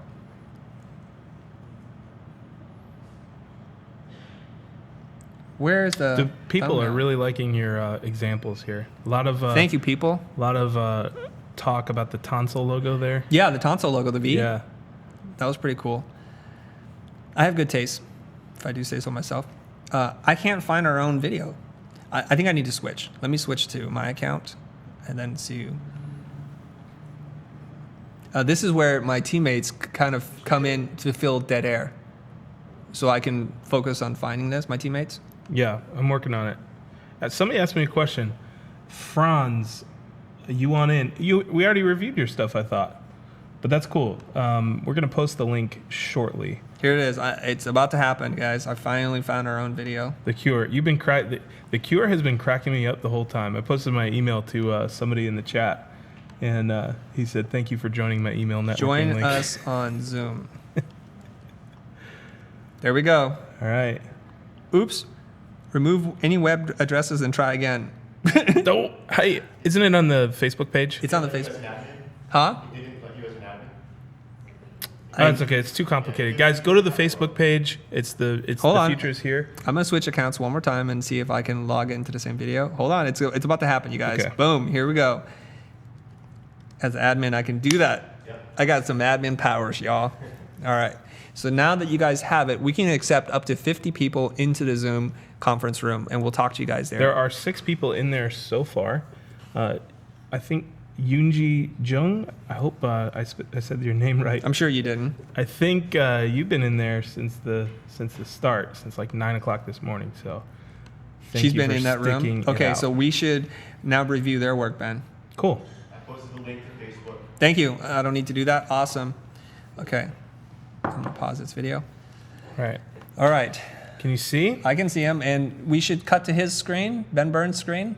Let's see if we got this right, you guys. Can we hear? All right. Can we hear him? Is the thing, Ben? Okay. Let's turn on the volume. See him, and we should cut to his screen, Ben Burns' screen. All right. See if we So got this right, you guys. everybody, Can we hear him? everybody, mute your. Actually, I'm gonna go. You ahead mute and him. Mute them all. Mute audio. All right, so everybody mute. All right. There's one more. Yeah, everybody, when you join the room, you're muted automatically. That's how it was set up. So if you turned on your mic, please don't do that. There we go. We're gonna call you up. Okay. So Ben, now can we hear people or no? Oh, you need to mute your own. Ben, you're on YouTube. Yeah, everybody. Oh, hold on. You're killing us. Nope, Mute. I'm muted. It's the Where's people. that audio coming? There's still somebody. Yeah, people are coming in? joining in. All right. Can we go ahead and mute everybody in the? You guys, in the do me bar a favor. down here? Everybody that's on Zoom, I don't know how to do it right now. Everybody that's on Zoom, put yourself on mute before I go bananas. Or we're gonna quit Zoom in a second. Don't do that. We're gonna call you up. Oh god. So Ben, now can we hear people or no? Oh, you need to mute your own. You're on YouTube. Yeah. Oh. Okay, you know what? Pause this. Ben, Okay. mute this. We're gonna Mute. get this to work. Maybe you put in earbuds, Ben, and you get this to work and test it so that we're not holding up the show for technical difficulties. Somebody get the man a headphone. All right, let's keep going. I have a lot more to talk about, you guys. All right, let me get my deck back up. All right, so I'm going to use this moment to talk about something here. So, Shara, thank you. So how do you guys get notified of calls, topics, and events? People keep saying, God, I keep missing the events. I keep missing it. And we've told you once, we'll tell you a million times. We're going to keep telling you until somebody stops asking me about this. The easiest way to do this is to go on Facebook, like our page, and then you'll be notified of events. It's just that simple. Now, if you don't like Facebook, and I don't blame you, if you don't want to be on Facebook, it's a distraction, it's old, whatever, it's antiquated, go to thefuture.com and sign up for the email thing, okay? This is the Facebook page, by the way. Found it. All right.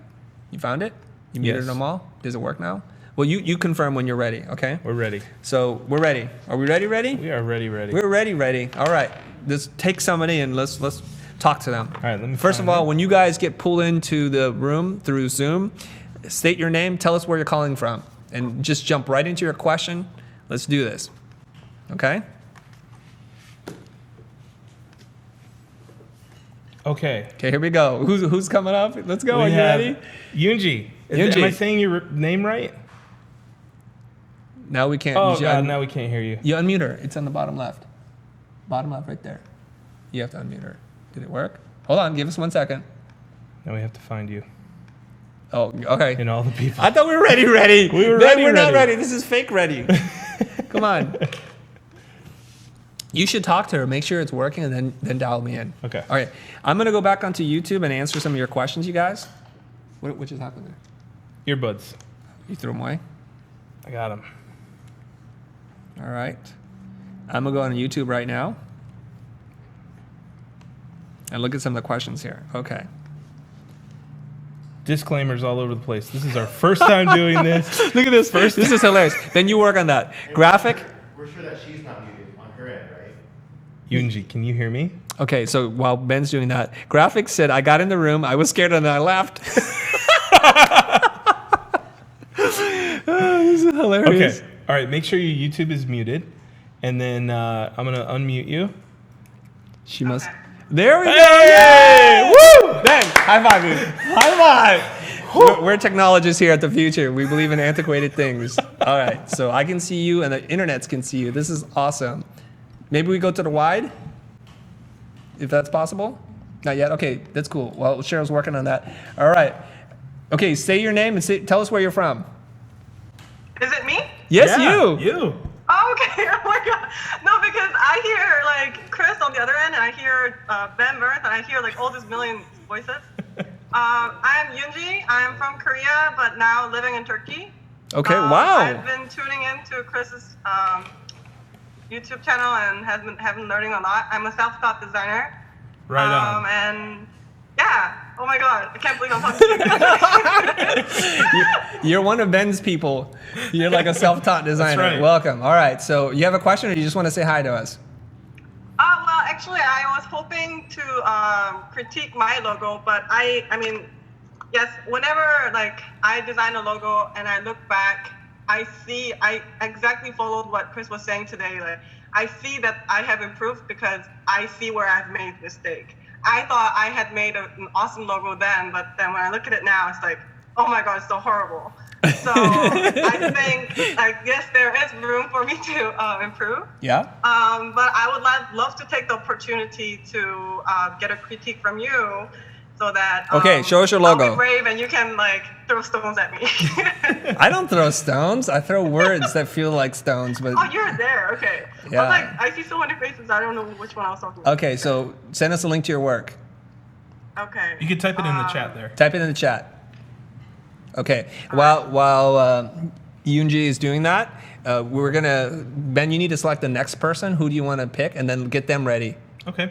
Ahmed Ali. You've been Ahmed in here Ali, for a you're minute. next, dude. You're next. Okay, brother. We're gonna reward your loyalty and your patience. Make sure your settings are ready to go. Make sure you have your link ready to go. Okay. So as soon as we're done here, we're gonna jump into you, and we'll probably do one more. And this is a long call, right? Yeah. I think I have a conference call coming up. I better get ready for work pretty soon. Okay. I entered my my portfolio and There it is. We see it. We see it. Pull it up, Ben. It's not the first one. It's the second one. The hub. Okay, the second one. All right. The hub. Okay, let's click into that. The hub. All right. Let me take a moment to look at that. Is the hub bigger than the? No. Is it just I'm at a weird angle, Ben? Does it look bigger to you? It does look big. It looks like the H in the hub is a little bit taller. All right, this is where I need you to email me that. Okay, technology again is gonna kill me, and I need to open up Photoshop. I need to study this sucker. I actually didn't see that. Okay, but Yeah, it is. It's got to be. Let me see. Okay, this is usually where my students, I ask them, did you do all your homework? And she's like, yes. And then I said, show me that part. And it's like, oh no, I didn't do all my homework. Are you lying to me right now? oh, You know, I like honest people. So Ben, how do you share that with me? Oh, you just open up yourself. Cool. Yeah. Awesome. So Ben's going to open up his Photoshop because it works and mine doesn't. I'm sorry. Ben's going to open up his image editing application. All right, Ben. We're gonna put a mask on that side of the All right, here screen. we go. All right, here we go. Let's pull a guide down. That'd be the easiest way.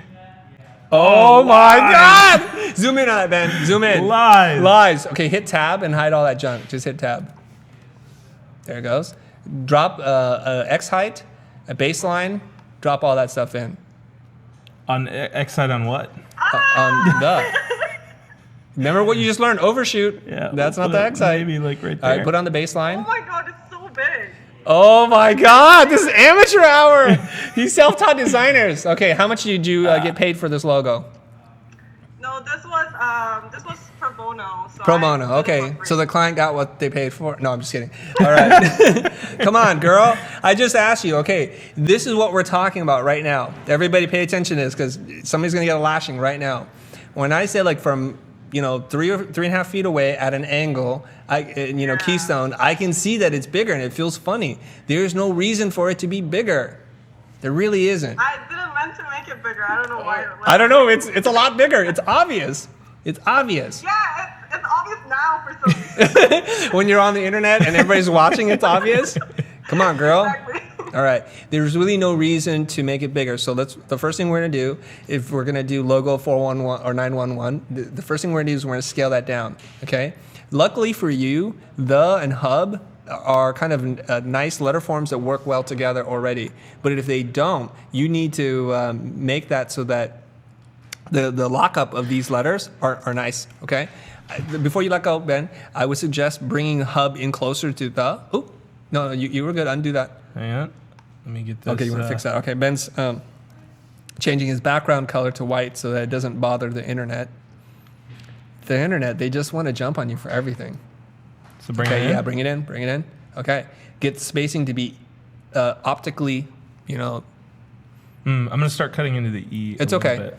And then you can hit marquee, and then you can deselect that, and it won't cut into it. It's going to show you a pro move right there, but okay. Now the other part is, okay, so you want to squint your eyes, Ben, and look at the counter around the H, the E, and the capital H. Okay. All right. So it's kind of we're in the ballpark there, you guys. The next thing is I would start over with of Greater Toledo. Okay. So let's deselect and just wipe that thing out.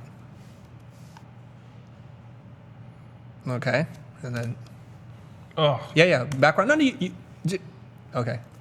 All right. So it's already looking better to me. Now what we want to do is make sure that the cap height and the baseline, the top of the T and the bottom of the T, the capital T there, it lines up to something. What does it line up to? So this is where we want to play around with stuff. So we're talking about repetition of form and harmony. Okay. So that's what we want to do. So we want to think about that. Everything is done deliberately with intention. Next. Let's put in the typography.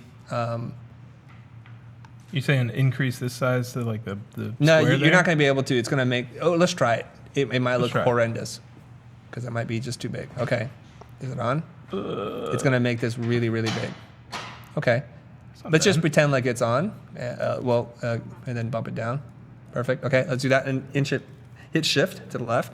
It's too far. It's too close. There you go. Okay, go ahead, enter. Now, let's pull up your type tool, Ben, and I drop that thing, make it the same color as that, yep, and then do justified right. Okay, go ahead and type in, what is it, of Toledo or what? Of the Greater Toledo, yeah. Of the Greater? Toledo. Okay, I got Now- some funny stuff going on. It's okay, in the okay. Type, but It's fine. Now scale that sucker up, and then just align it to the right edge of the B. Oh my god, it was so much better. This is hilarious. Okay. All right. Oh so my God. Ben, let's not make that typeface that So bold. much better. You know how I feel. Even now, it looks so much better. Okay, hold on. Before you send money to us, hold on. Hold on, guys. Easy with the tip jar. Ah! All right, hold on. We're doing it. you want to do Oh medium? my god. They cannot be bolder than. There we go. Contrast. That's great. Now, all right. Let's get everything out of the way so we can see. Beautiful. Now get that thing to be justified right.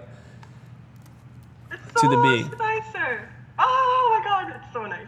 All right. So now the next thing is there's too much spacing between the hub and of the Greater Toledo, so we need to move that up. So decrease the leading. Okay. Okay. You're gonna find the right spot. Okay. Somewhere around there. And now the other issue. Okay. So this is like a jigsaw puzzle. All the parts and pieces have to work together. When you change Yeah. one thing, you have to change something else. Now Ben's already on it. Okay. Yeah. Now hub is the important word. Does not. So I like Yeah. how Ben scaled up the type to begin at the H and end at the B. That looks Oh my pretty god, good you to guys me. are So smart. Okay, so let's do a Command R, hide the rulers, and then Command colon and hide the lines. There we are, and hit F to go full screen. Boom. Okay, Ben, can you send it up for the people?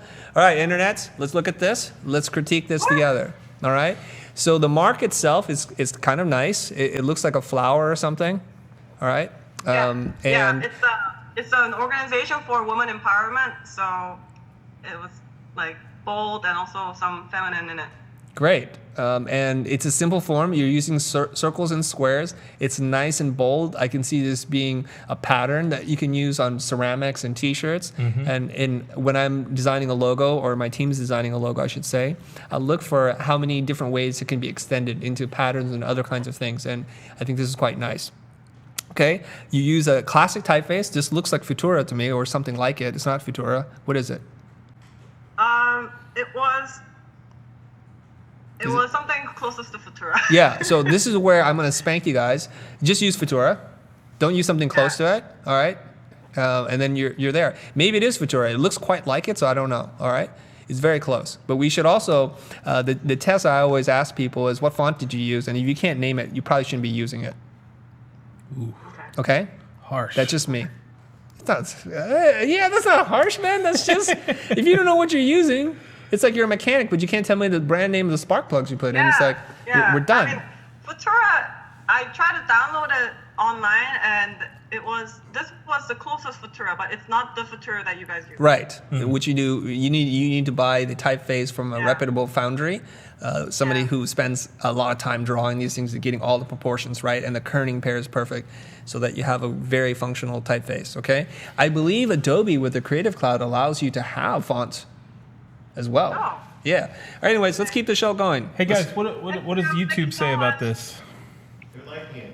They're liking it. Awesome. Well, you're not on mic, dude. Some people are questioning that green. Yes, I'm questioning the green thing too. And Yeah. I don't want to spend any more time on this. The green thing is a little arbitrary. I'm not quite sure, but let's move on. We fixed the major things. This is like, what is that called? Home renovations makeover, emergency 911. We've taken care of the big problems. Maybe the blankets aren't the right color, but let's move on, okay? All right, thanks for joining us from Turkey and originally from Korea. Yeah, thank you. All right, Thanks, we're going to Yuji. bring Ahmed Ali on deck, okay? Thank you. All right. We'll meet you and meet yourself and get ready. Ahmed? I think we only have time for one more live person on Zoom, okay? We'll perfect this technology if we can. There we go. All right, guys. Hey, What's up, there he man? is. What's All up, right, man? who are you and where are you from? I'm Ahmed Ali, and I'm in Canada right now, but I'm actually born and raised in Dubai. Oh, Beautiful. Right on.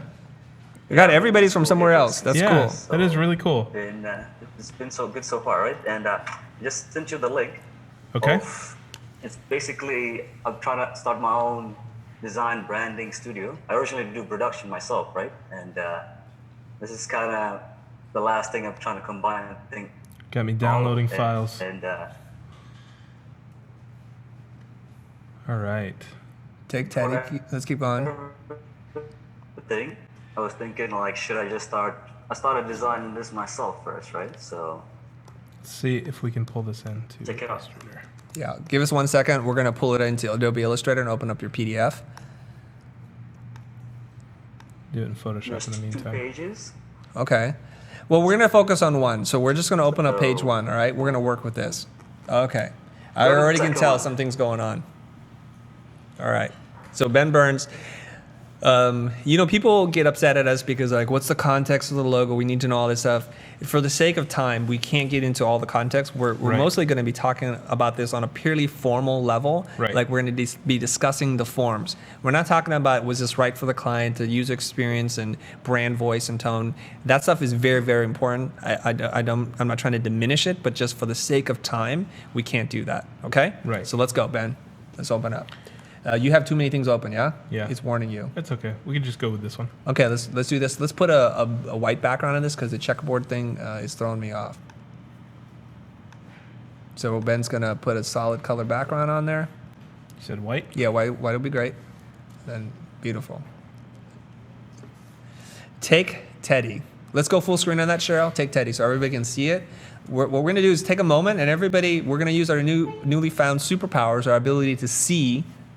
Get Right? ready. We're gonna see here. So let's look at this. Ben, just do me a favor and move your cursor away. Like my professors taught me that every little thing that you add to something, whether it's intentional or not, matters. Okay. So how much white space you give it, if you put your pointer, even the tape and the tape color you use when you're putting it up on the board, impacts how we perceive it overall. Yeah. No detail is too small. Do we want to have YouTube take the first crack at it? Okay. Guys, do we have Why any don't we do comments that? rolling in from Take Teddy? Take Teddy, YouTube, let us know what you guys think. I already see comments coming in right now. Yep. Some people are saying that the sizes should be the same. Okay, so now that they're on that size tip, Yeah. everybody knows Yep, we it. got Why that. are they 2 different point sizes? Okay, now Take Teddy could work as 2 point sizes, but they cannot be this close in point size. It feels like one is a 100 point and the other one's 80 point.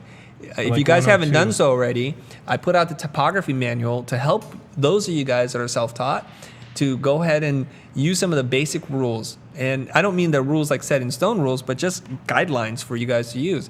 Generally speaking, when you change point sizes, go by half or double. So if one's 100 point, go to 50 point.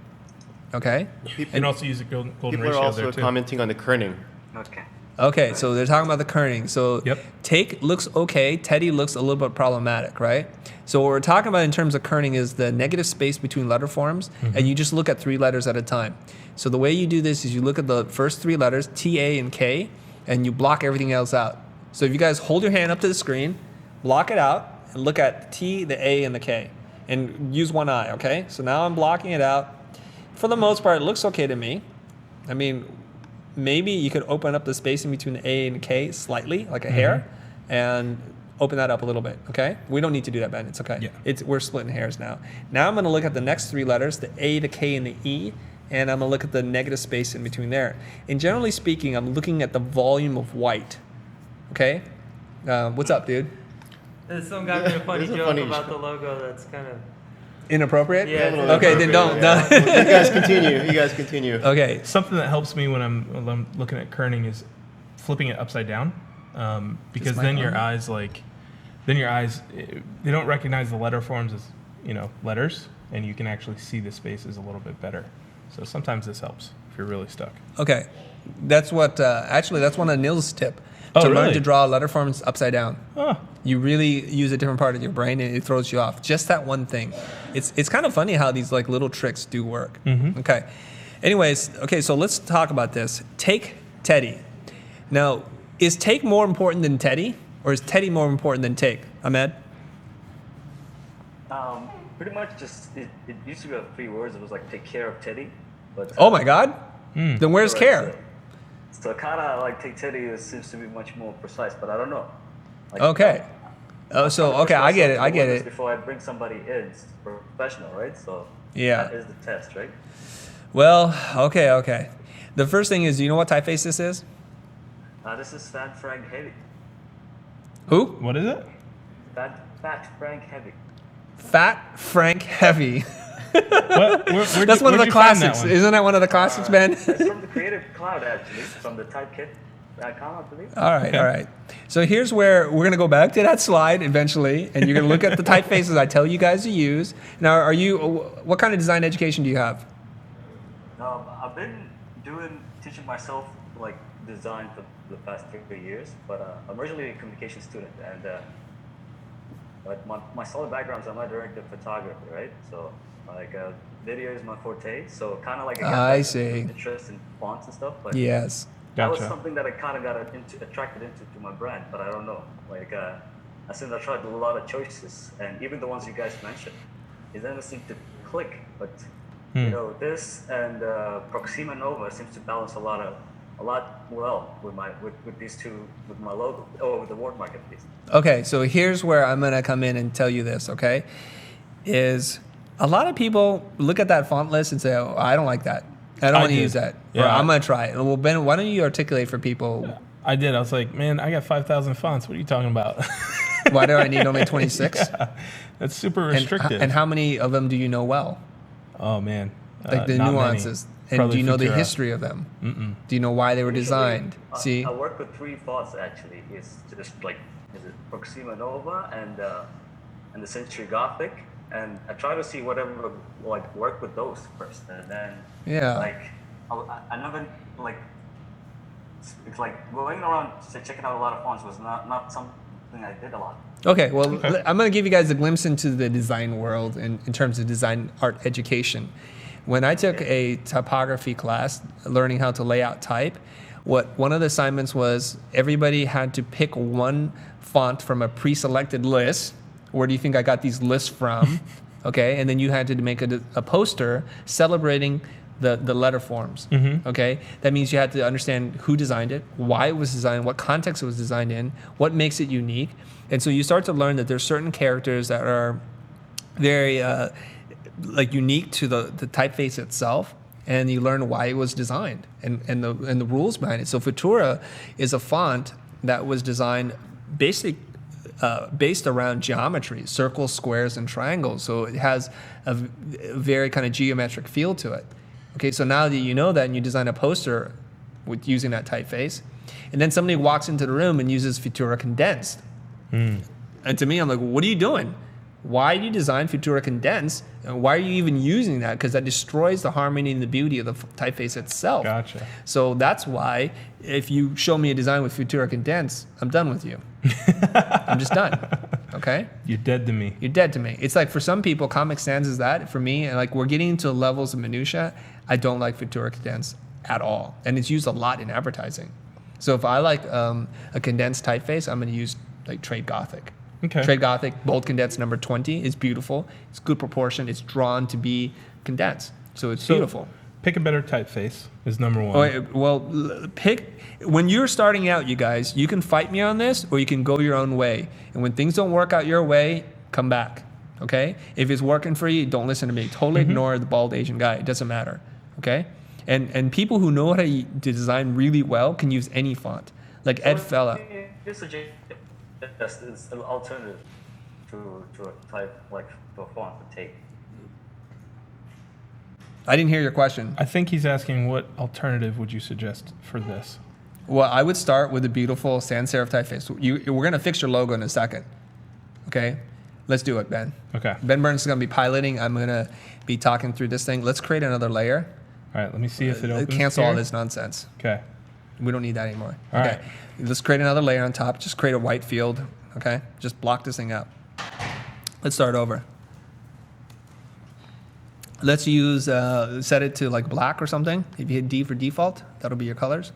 Okay. And then type. And then let's use, what you have Gotham, Accidents, Grotesque. Yeah. Either one will work.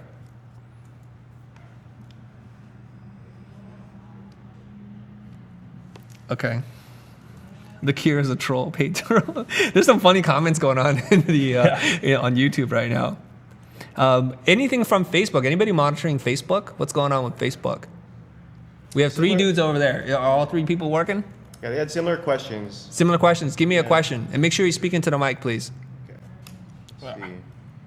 Well, there are similar comments about the logo, the previous logo. Some people are saying that the T is too close to the A, and that the T and the A are making it look crushed compared to the Teddy.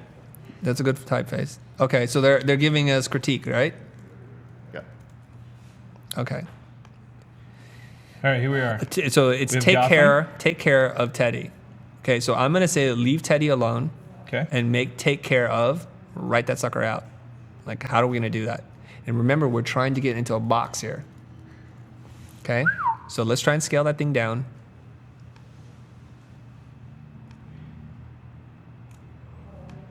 The YouTube trolls are gonna murder me on my Photoshop skills. No, don't worry about them. I don't need it to be justified. All right. The tendency is we're gonna want to justify this whole thing, right? And we don't need to.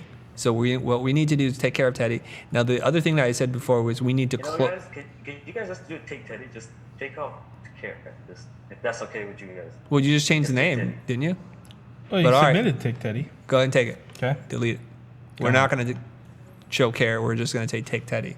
Seems too much quicker. Stealing. That's- Well, I don't care about quickness. Though. I mean, we have to solve a problem. But okay, Yeah, since this- you're this since is what's my. all right, you're the client. I Don't didn't worry. wanna add We're gonna listen to anything you. or anything less, right? So Ben, we're gonna decrease the tracking of Teddy. I can see some letter spacing issues already with the two D's. Okay, so yep. Okay, now let's fix the D's and let's work on this. Too far. Too far. You might have to make smaller adjustments. Someone online is asking about your favorite typefaces. Oh, God. I already showed Come you on my now. favorite typefaces. Come on, guys. My probably my favorite typeface is DIN middle shrift. I like Futura. It comes and goes with me. I love Trade Gothic, bold condensed number 20 specifically. I like Helvetica Neue. Obviously, those are the fonts that you guys see me using a lot. I love Bauer Bodoni, and a good substitute to Bauer Bodoni is Dido. Ben, you keep designing. I'm talking. Okay. Figure out how to do this for him. Is your so okay? This is cool. All right. I'm not going to try to design this on the fly because we're not going to come up with any real meaningful solution. The problem is the logo that you submitted to us feels a little generic, and we've not customized it yet. Okay, and we need to figure out a way to customize it to find a nice pairing of typeface to typeset. Now we are using all uppercase right now. Sometimes it's nice to use lowercase. So we probably should switch one or both, right? So what we want to do is normally we would do this in Adobe Illustrator. We would duplicate the file. We would try a couple different typefaces that we know really well, and we can see how they pair up. Now the T and the E, the uppercase E and the Y of most sans serif typefaces look very similar. So this is where I think we should try to use lowercase. So try Teddy in lowercase, and we would look at upper and lower case combination, all lowercase, and now we've got a slightly different feel. Okay. Like that. I like that. So, better. And I don't know what else we're going to be able to do here, but we're trying to find. Like I said, it's a jigsaw puzzle of many moving parts. We might try adding a shape. We might. Testing the take in between the T and the D of the ascenders. Oh, the two Ds. But now the T and Oh, to fit it in there. Okay, let's try that. You know what she's talking about? take it, yeah, but also Take Ted. Yeah. or make that take lower. Oh, hold on. Let's fit it in there. Okay, I didn't mean to turn this into a live design session in terms of trying to solve the problem. We just want to give people critique. So there's some things there. I think the biggest issue that you're having is pick a better typeface, make the 2-point sizes the same, or make them drastically different by using the rule of halves or doubles. Okay, and the next thing is to not offset the type arbitrarily. Okay, if you just offset it and you're not doing something with it, it seems like it's completely subjective and you're doing whatever. All right.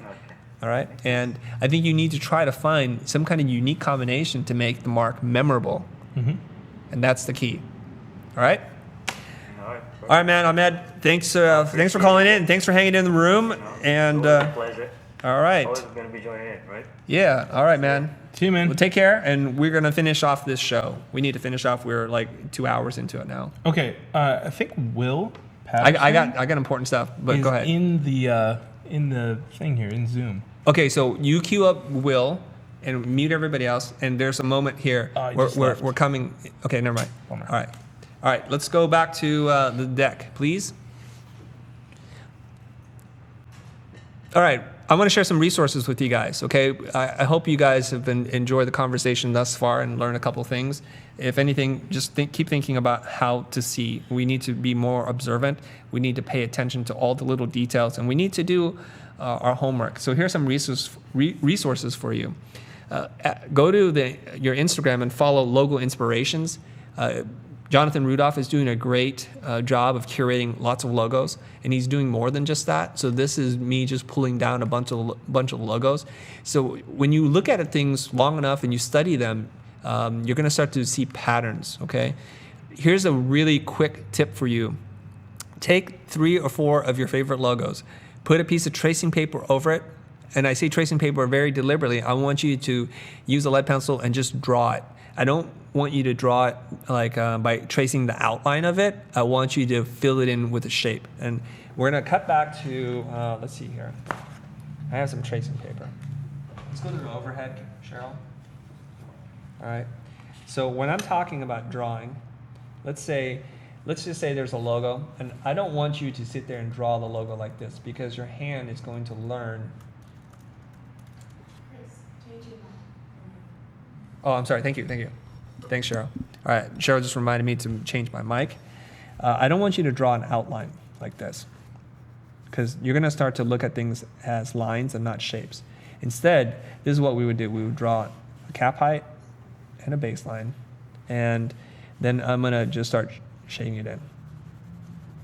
So when you're tracing the logo, I want you to draw the form, okay? And I'm drawing at kind of an angle here, you guys, so it's looking a little funny to me. And it's probably looking a little funny to you as well. So I'm going to just keep drawing, and I want to draw volume, okay? And I didn't establish the X height, but this is the X height here.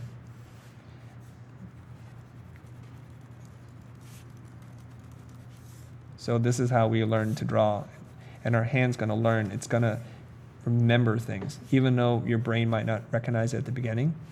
And so now I'm going to draw the E. And remember the overshoot concept? So I'm just drawing things in. I want to find the form, okay?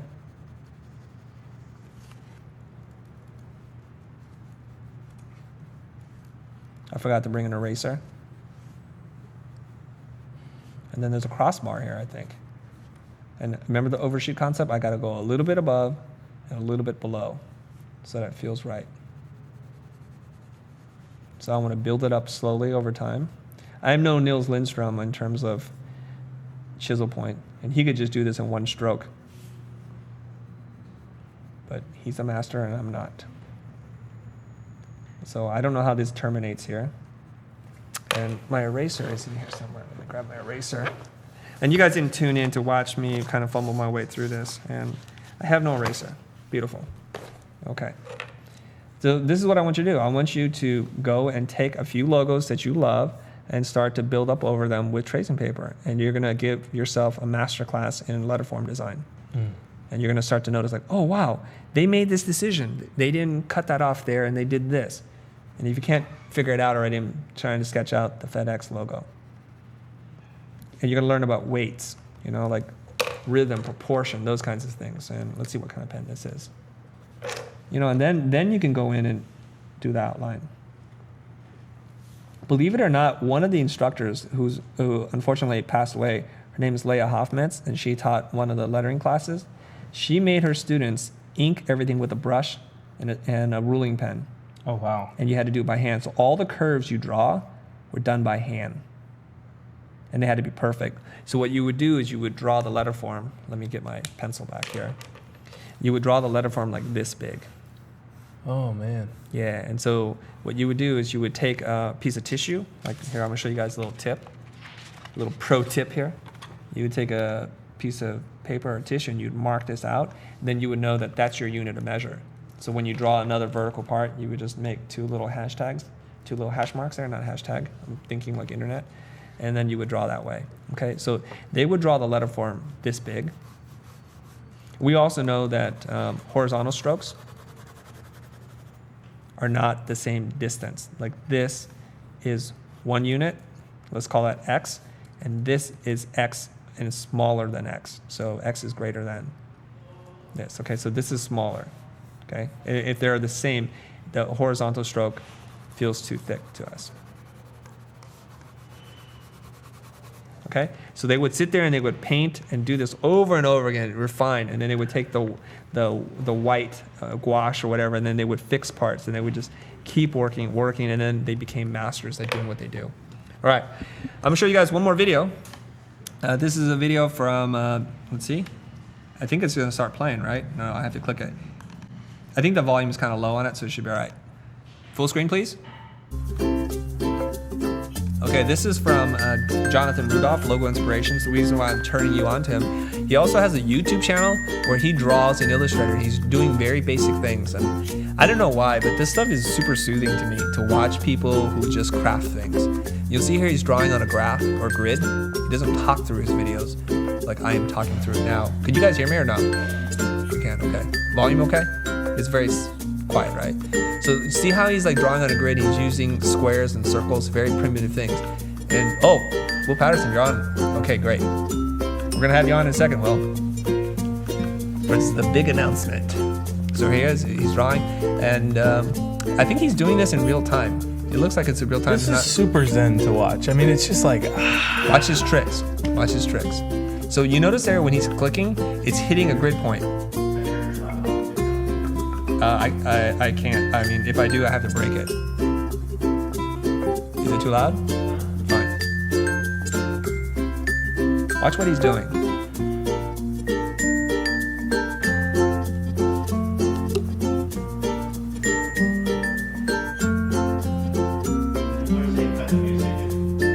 Cut the music? Too loud? I have to interrupt it, see? Sorry guys, hang in there. I'm going to say hi to Will Patterson, who's in the wing on Zoom. We're going to be talking to him live in moments, okay? Now, I can't scrub this video, I don't think. Yeah, you guys, we don't want to watch this again. The internet, I'm sorry. Do you guys really want to watch this again? I think that the best thing is to go to the channel. Go to his channel and you can watch it and really see those kind of tips and tricks that he uses. Shapes and spacing and yeah. So he's gonna basically draw this logo, which is like I think an R or a P and an R. I'm not sure. And is it playing? No, it didn't play yet. Oh, whatever. I think it's quite. It's playing. It just I'm gonna have to talk through this part. The thing that's really interesting about watching him work and other people. Are we good? Okay, thanks. If we're good, okay, we're good. All right, thanks. Anyways, so he's using a grid and he's hitting grid points and units of measure. It's not an arbitrary stroke. You guys, stop arguing in the background. Okay? And the cool thing about watching him work on this is he uses a lot of the Pathfinder effects to draw. Instead of drawing from point to point and drawing the circle, he doesn't screw it up. He'll lay out his whole thing, and then he'll Pathfinder the whole thing, and he'll just delete the parts that he doesn't want and unify the parts he wants to keep. Now, what's thrilling about that is that, that repetition of shape that you talk about a lot. Yes. You can literally take that shape and duplicate it and do what you need to do with pathfinding, and it, there's your repetition. You know what? The same shape. We're not going to watch it, you guys, because I don't want to spend all the time. I want to get to Will. Let me power through the rest of the couple slides I have, and we're going to get Will on the line here, okay? So here's another resource for you guys, another Instagram account called Logo Learn. So at Logo Learn, more things. And what I like about Logo Learn is I think this person tends to focus on the grid points and the sketching, the making of. So it's deceptive. You look at these things, you're like, oh, I could do that. And that's easy. And then you draw yours and yours looks like butt. Okay? then you see the geometry and the proportion and the rhythm and you get it. Now, a lot of the work that you're seeing is from this gentleman named George Bokua. Now, George, I forget where he's from originally. So I'm going to say Eastern Europe somewhere, but now he's living in New York. And George does an amazing job. And the reason why I want to highlight George for a second is look at all these marks, guys. This is the sign of a professional, somebody who knows their forms. I'm in love with most of his marks. And very he's got consistent. a class right there. That's cool. We're going to talk about that. He has a Skillshare class, you guys. So you definitely want to tune in for that. So look at these marks from monograms, letterforms, icons, pictograms, and all that kind of stuff. He's doing a really good job. There's that fox thing I showed earlier. And so this is where a rookie just starts drawing arcs. and something is wrong and we can't figure out why, okay? So he has a lettering class on Skillshare, and I make no money on Skillshare. I have an affiliate link, but who cares? These classes are super inexpensive, and he goes into how to draw these letter forms using grids and gridding. That's really important. I think he has a couple of courses, so this is a shout out to George Pakua. I listened to his video, so I know how to say his name. Aaron, you give me the finger. What's the finger for? Yeah, who was the guy with the video and the music? That was Logo Inspirations, Jonathan Rudolph. Okay, and Jonathan is not on right now, but Will is. And so, guys, here's the drum roll. We're at the end of it. I have a story to share, and then there's a reason why Will is in the wings right now. A lot of you guys know Will. He's got a big following on the internet, on YouTube. He's got over 100,000 subscribers, but we'll get to him. All right, guys, this is a Spartan race. This is something that I personally have participated in. I'm the guy in the middle, and this is totally fake. It's fake in that this is the end of the race. We're jumping over a bunch of logs and fire, and I look happy. I am not happy at all because my legs are totally cramped up. And prior to that, I had to crawl, I don't know how many feet under barbed wire. It felt like forever. And you're crawling uphill in the dirt. My beautiful hands and very delicate, precious skin is getting all cut up, all right? So this girl in the shot here, I don't know what she's doing, but I'm trying to get through this. So what are we doing? Why are we talking about the Spartan race? Because I want to buy something from the Spartan race. And sadly, I just don't love their design. I don't love their logo. I don't like any of their merchandising. And it's also owned by Reebok. So we decided to do a cross-channel promotion, celebration, design competition. It's the extravaganza. Okay, and here it is. It's called the Spartan Logo Design Challenge. This is where you're like climbing through mud, crawling underneath barbed wire. You're swinging from ropes and whatever kind of contraption it can throw at you. So we have two of our internet friends who are participating in this. I've talked about one person already. I've mentioned the other person. So both Jonathan Rudolph and Will Patterson are going to be doing this thing with us. This is the logo challenge, right? So first, Jonathan Rudolph, he's the guy from Logo Inspirations. He has close to 400,000 followers on Instagram. I'm pretty sure by the time this all gets out, he's going to have 400,000. Anyway, so he's got a big following. And both the guys have agreed to promote this on their own channels and to critique work and to award a first place prize. We all get to pick one person that we're going to award a prize to. So this is super exciting, you guys. Next up, and Will's almost ready? Yeah. I love how you talk into your headset. It's very professional, Ben. I love that. Will Patterson, and he's got a company called Break Designs Company, and that's his YouTube address too. And last I checked, Will has 102,000 YouTube subscribers, so this is like a cross-channel bro thing, right? Yeah. Like Will. Romance. All right, Will, is your mic working? Can you hear us? I can hear you. Awesome. Well, yes! Man, technology! Yes! First of all, let's take a moment. You've done it, man. We've done something. You guys, I'm going to give Will a virtual fist bump to the air right there. Boom. There it is. All right, Will. Will with a lovely accent. You know, us dumb Americans. But I'm thrilled to have Will on the channel. Will, it's good to be here. Yeah, thanks for coming on the show. And I think we're going to have you on the show for, what's up? Laptop music playing. Oh, my laptop music? Whose laptop music? I got nothing on. Okay, it's good. It's good. It's good? It's good. Okay. Anyway, so good. We got that resolved.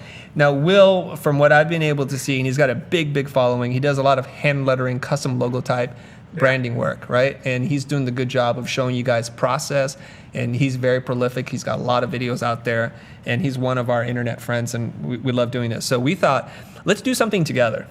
Let's try to do something meaningful for both our audience, for all of our audiences, right? What do you guys think? Oh, the split screen.